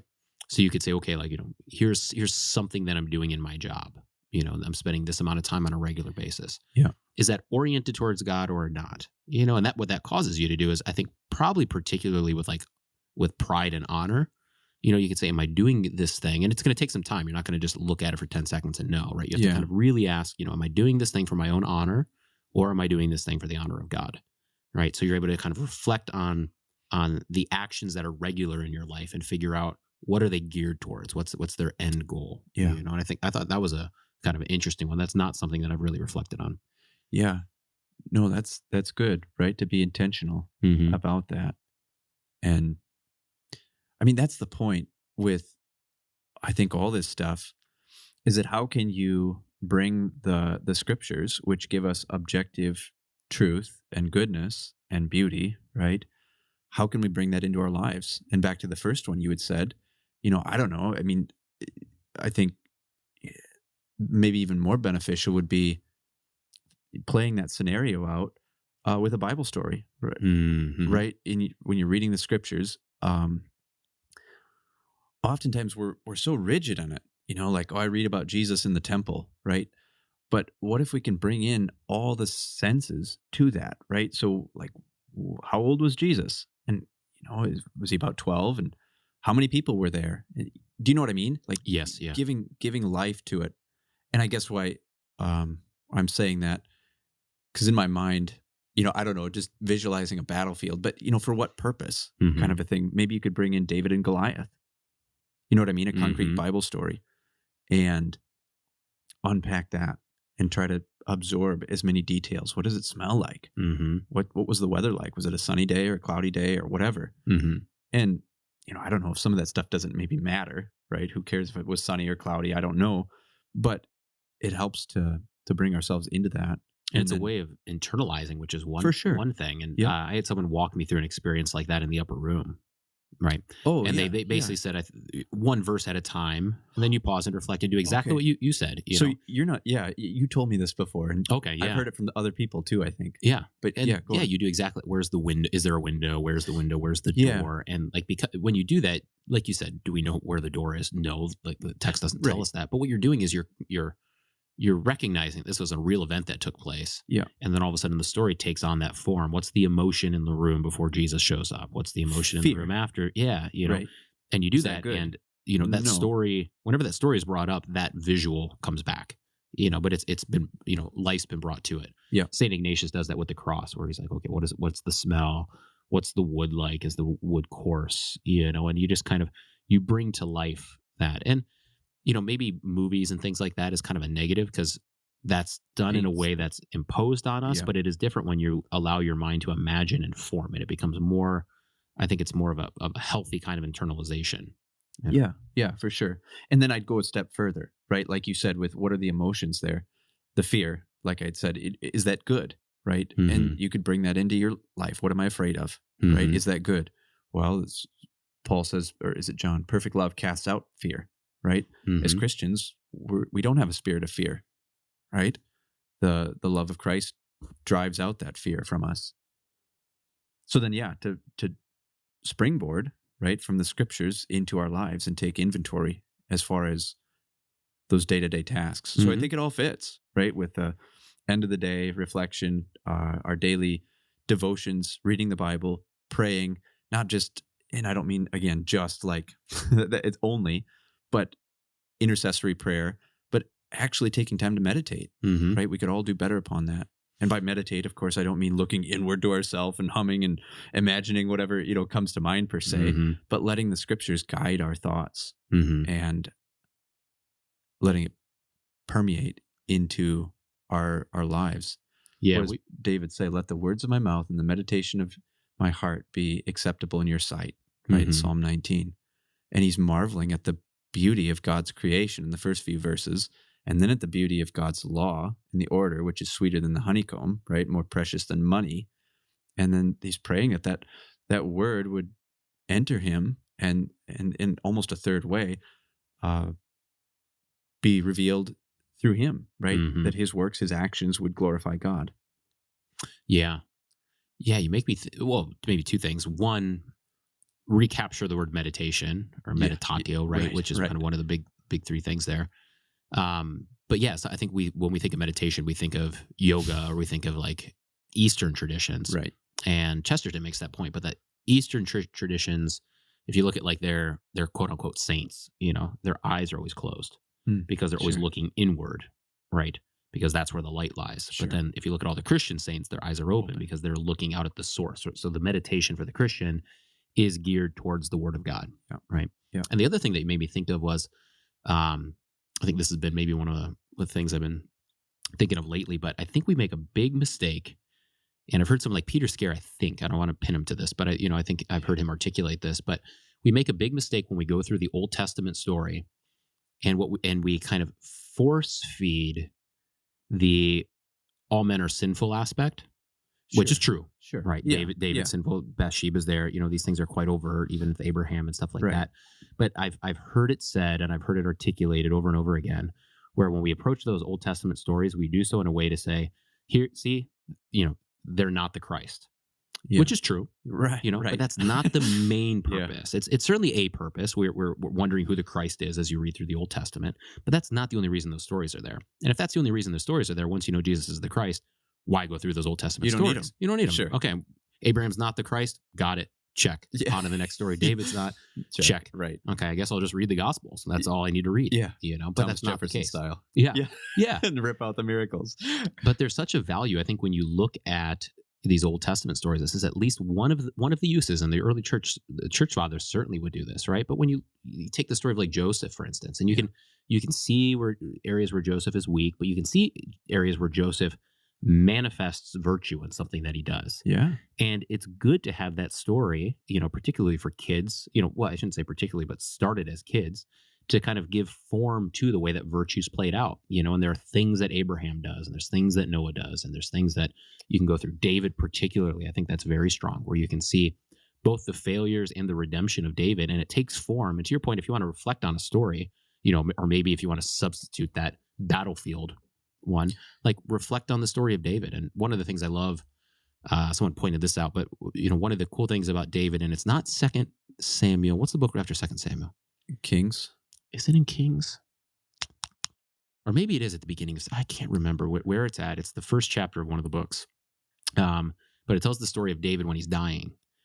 And it says that a young virgin was brought to him to lay with him to keep him warm. Yep. That's in the first couple chapters of Kings. Okay. Yeah. And so it tells you that, and you say, well, why is that included in there? Right.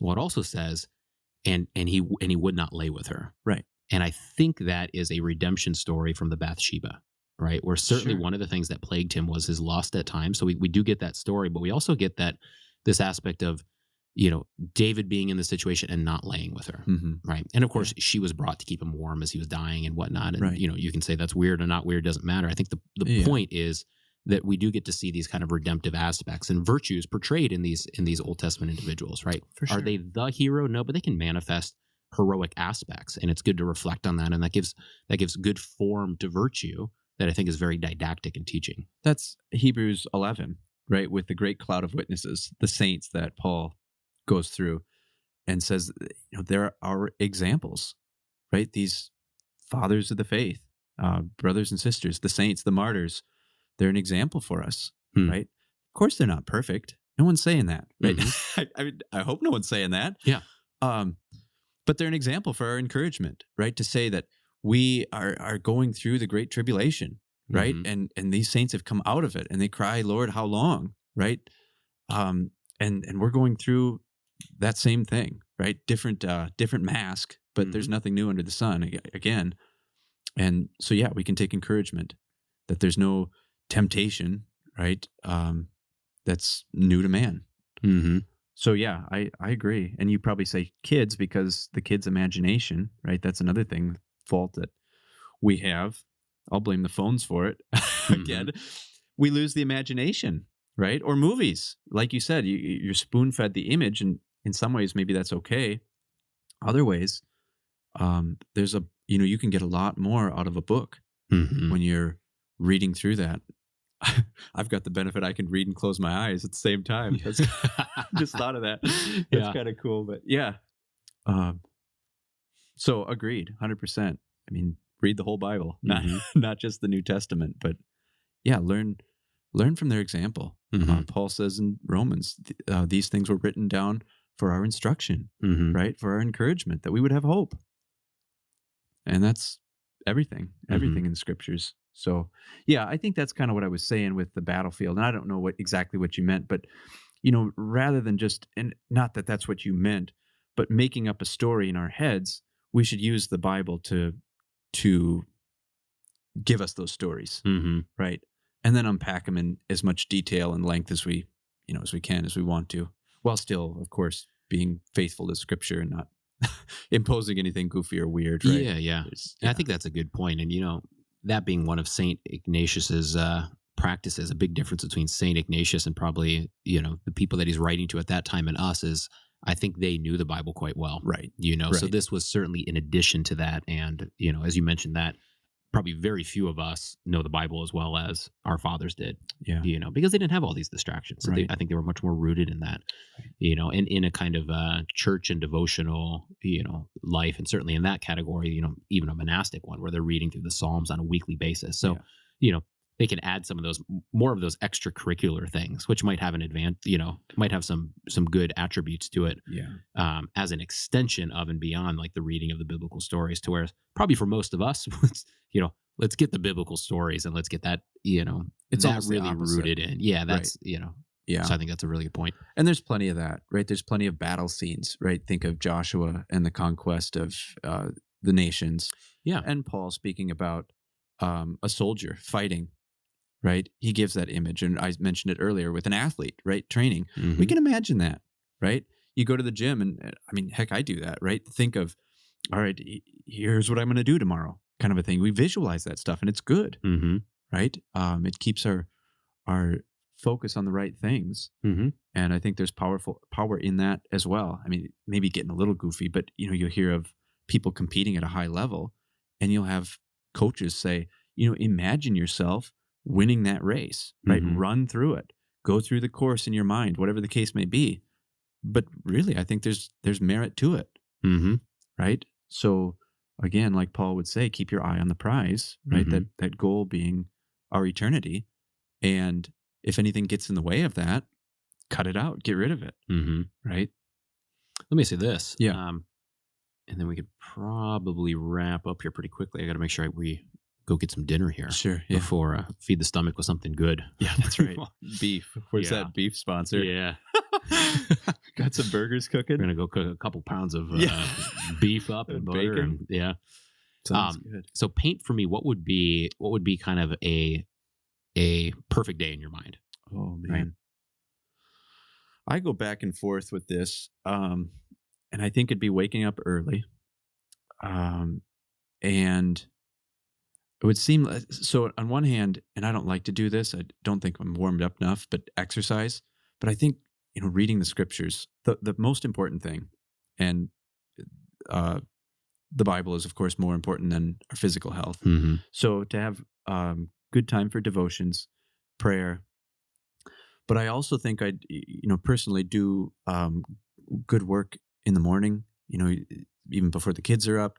Um, the creative juices are flowing, right? It's, easier to work on sermons and things like that. So, I mean, the first couple hours would be that maybe say uninterrupted work. Mm-hmm. And I suppose that, devotions, immersing in God's word would lay that foundation. Praying, which is something that I certainly could do better, Mm-hmm. more intentional about, or should be. And then eat sometime. And this again, I go back and forth. Like fasting is good, but I'm trying to gain weight. Mm-hmm. Everybody's trying to lose weight, and I'm trying to gain weight to save. I don't know, 10 o'clock. I'd eat breakfast, but then I Mhm. wouldn't be hungry for lunch. And then get some more work done, and then play with kids in the afternoon. I think I'd love to do that. Have afternoons kind of free. The daylight, especially in the summertime, it's nice to get outside and do whatever. So this is kind of where I go back and forth with the exercise. I think it's I can't get the same exercise with the kids as I can myself, kind of a thing. So that's the plug for early on. But usually I'll go in the afternoon, maybe right after lunch. So I don't know if that makes sense. But Mhm. and then, after that, and this is usually the way it plays out, kind of finish up with things in the afternoon, and then again spend time with family. Mm-hmm. And then after the kids go to bed, my wife and I will spend time together, maybe working on a project or getting some housework done, or maybe just sitting and reading. Mm-hmm. So yeah, I don't know. That's about as close as I could get. It's pretty darn close the way it is, and I'm very thankful for where I'm at, the congregation who supports me and our family to allow that. You call it autonomy to a certain degree. Mhm. Where there's flexibility, and of course, there's seasons where things are busier than others. I mean, that's good, Mm-hmm. but for the most part, I think yeah, it's good. And again, that I don't know. Did I talk to you about that? Like this craze with, the morning routines, morning rituals where people ice plunge and then they'll have red light therapy. And I mean, it can get really elaborate. Mm-hmm. And you think, well, I mean, maybe that sets you up for success, but by the time you're done with all that, it's 10 o'clock. Yeah. And like I said earlier, I think, a lot of people do their best thinking, creative thinking, hard work thinking early on. That window is passed. Mm-hmm. And it's like, for what? Half the day is gone. Mm-hmm. So my point is, That doesn't work well when you have young families. Right. You can't spend 3 hours, doing stuff for yourself. yeah. And yeah, if you focus, maybe that's the point, so much on yourself, you don't have the time, actually don't have the time for other people. And if you don't have the time for other people, you're missing out on a huge aspect of living, of life. Mhm. And that's healthy, Yeah. right? So you can get so caught up about your exercise routine and your diet and your sleep and things like that, but you miss the social aspect. And there's plenty of people who say that um not carefree, but just social interaction, right, is Mhm. huge. Mm-hmm. And sometimes that's going to cut into your sleep. Mm-hmm. And sometimes that's going to throw your diet out the window. Yeah. Right? Once again, not to be too rigid. Like Exactly. also live life. Exactly. Yeah. Exactly. I mean, some of the, happiest, healthiest people are also the happiest, Mm-hmm.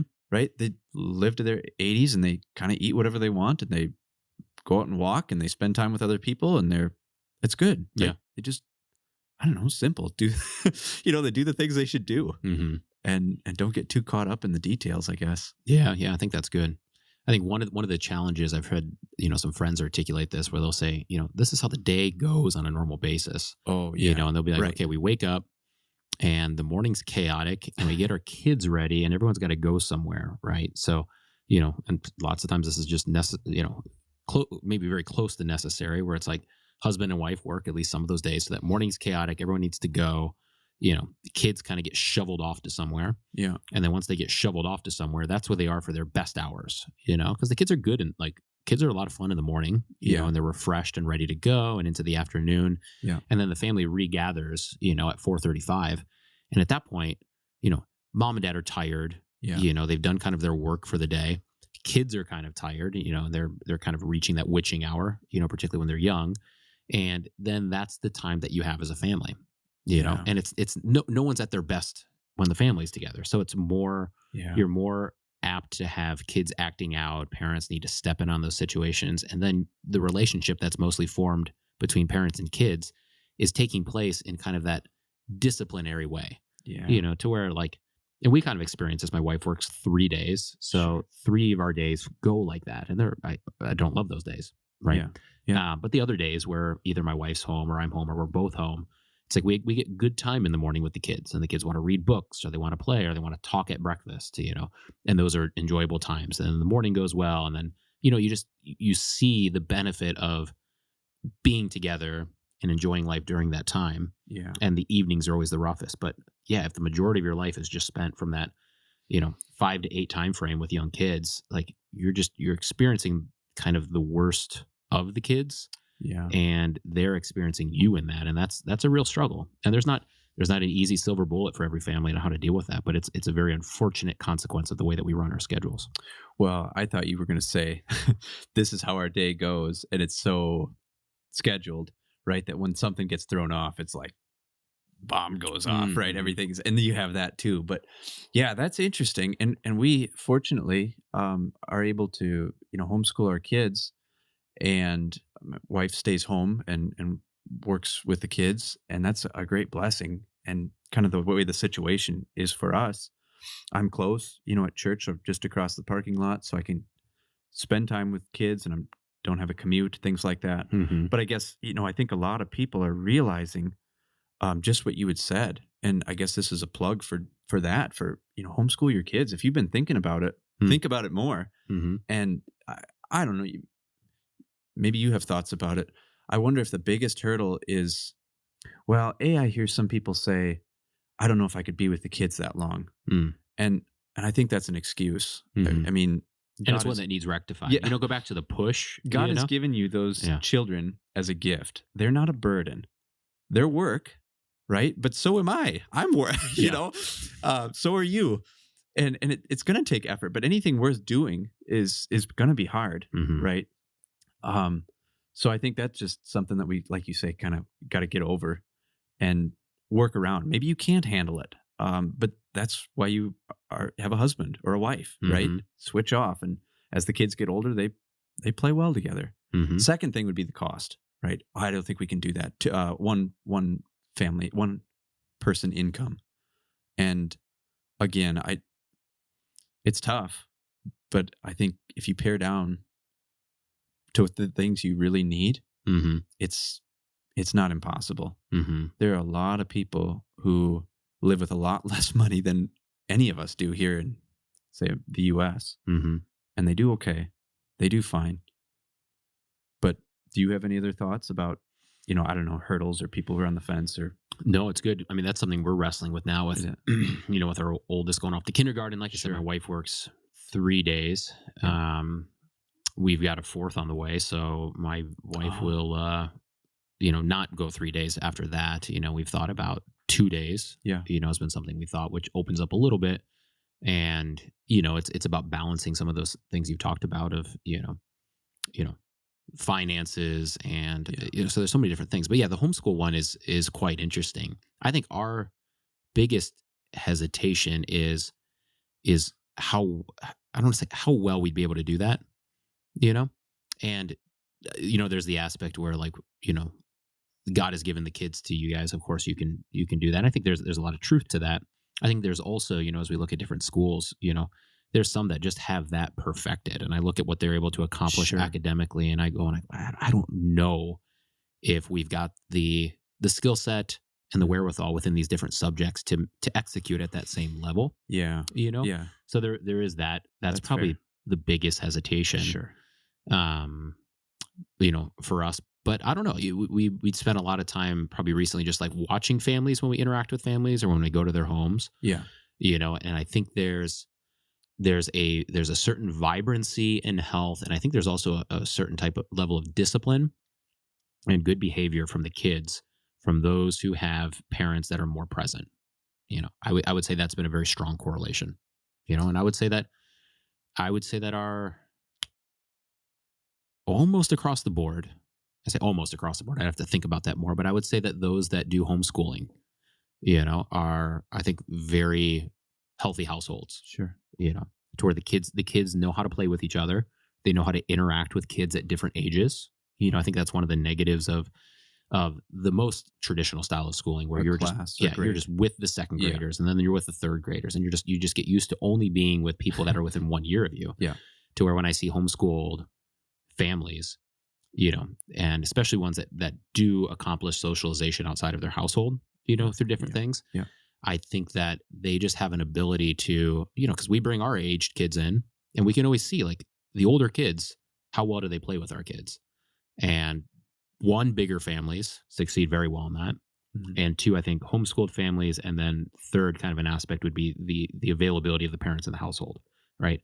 So that those kids are just used to being, a 5-year-old's used to being with an 8-year-old and, a 10-year-old and a 1-year-old, and they just know how to be with Yeah. normal social situations, to where the way we structure our kids are in our normal schooling system is they spend almost all their time with kids their age. And once they get outside of that age range, they just don't quite know what to do. Right. Yeah. And that's not real life, Mm-hmm. right? I mean, so, I'll take kids to nursing home services and things like that. They just, That's a good thing to do. they go with us, right? I mean, in some ways they have to, because, I don't drive. So we do things more so together as a family, Mhm. and I think that's good, right? Some people see it as a burden, and sure, I mean, it is. It's inconvenient at times, right? You got to plan more, and I just can't get in and drive wherever. Mhm. But I think there's definitely a hidden blessing to that as well. And yeah, not saying it's, the only way, but right. Mm-hmm.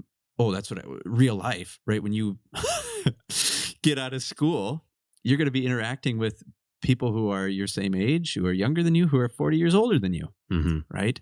So I think that, just to the point of socialization, yeah, you have to be intentional about it. But when you've got these older folks to say, well, your kids, they've seen the wrong side of that homeschool that was, I don't know, 30 years ago, right? Yeah. Where it was the one family in the community because of, I don't even know what reason, right? I was just a Mhm. baby or whatever. But they very well may not have been socialized, Yeah. right? Yeah. And that's probably why they were homeschooled, Mhm. intentionally for that reason.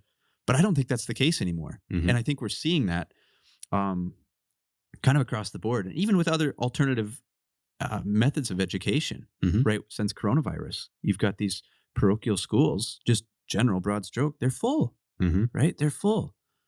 And it's not just the virus that the kids couldn't go to the public school except but online, but people are starting to see through some of this crap, Mm-hmm. right? That if you're spending, what is it, 8 to 3, 7 hours a day with an 8-year-old who comes from a not great family, Mm-hmm. that's what your child is going to be absorbing. Mm-hmm. That's their teacher, another 8-year-old.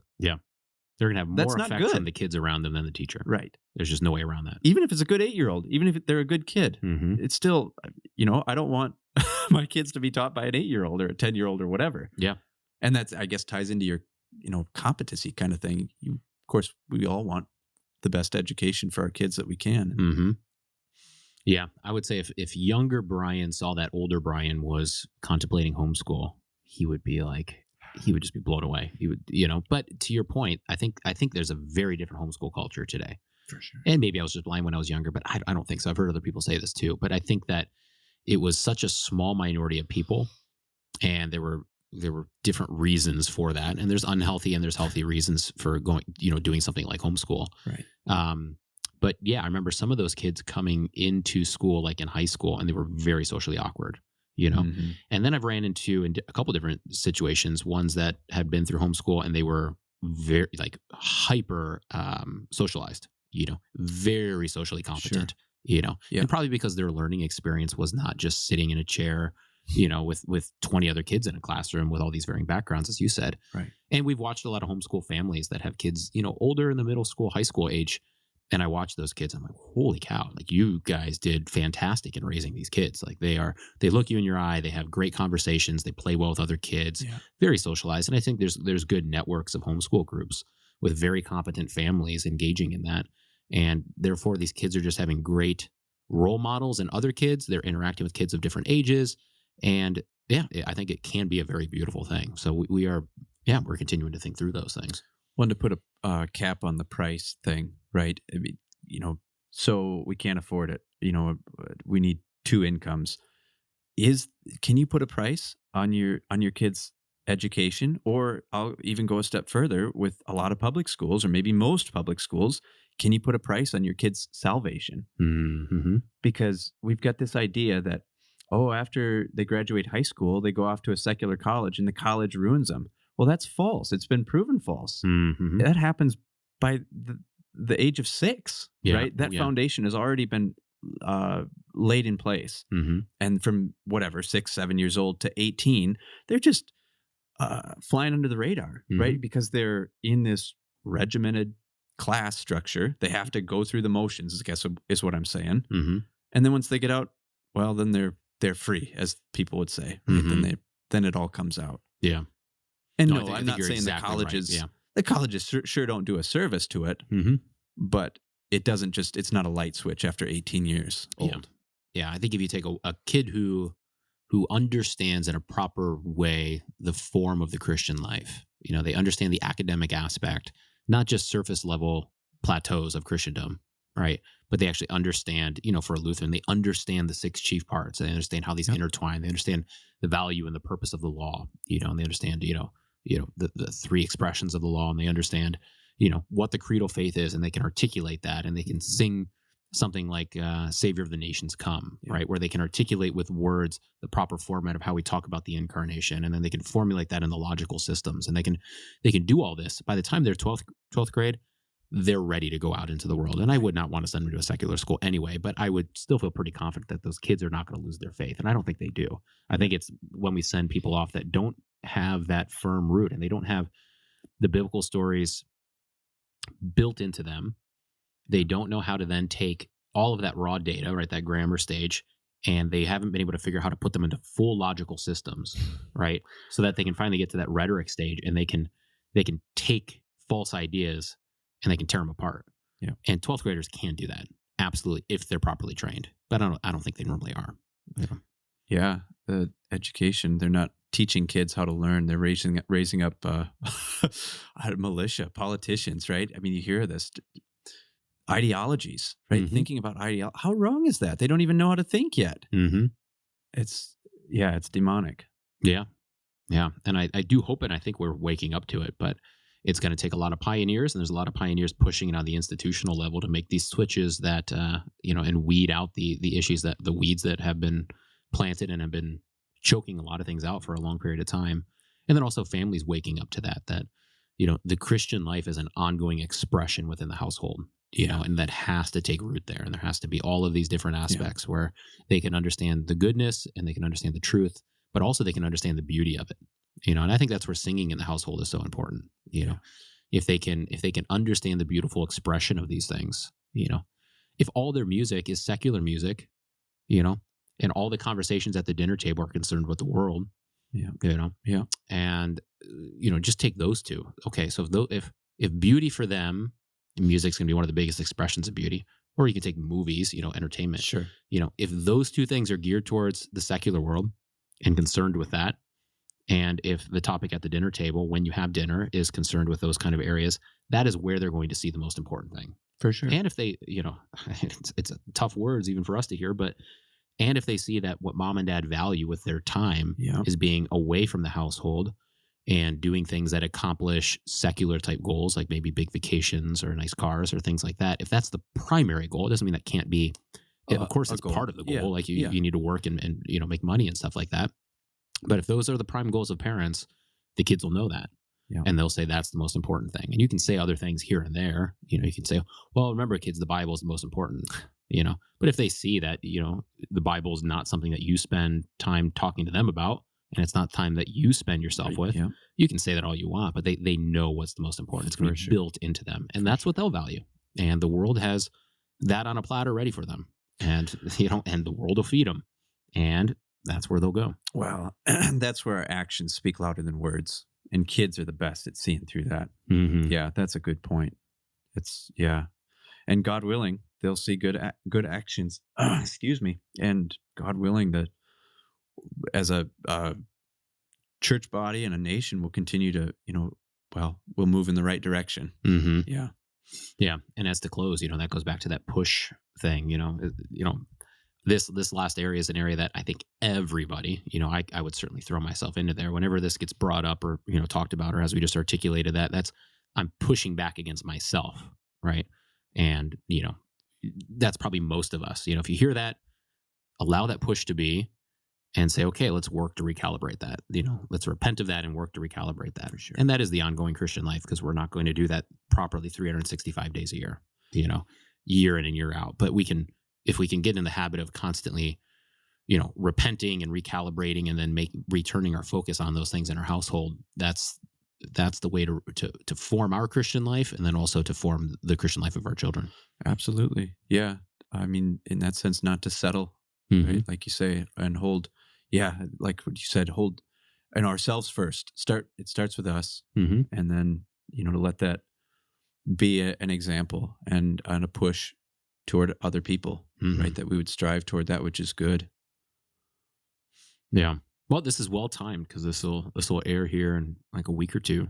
But I'm all for, January comes around, like, make those commitments, or maybe it's not January, pick a time, but like we do need times where you recalibrate and you reflect and you say, what kind of things do I want to work on? So coming out of this conversation, I've got some things to work on. Well, yeah, I mean, we all do. And start now. The New Year's resolution is kind of a bogus in itself. Everyone gets hyped up for it. And I wonder if the best thing you can do is just say, I'm going to start tomorrow, kind of a thing. Write some things down and just do it. Yeah. Yeah.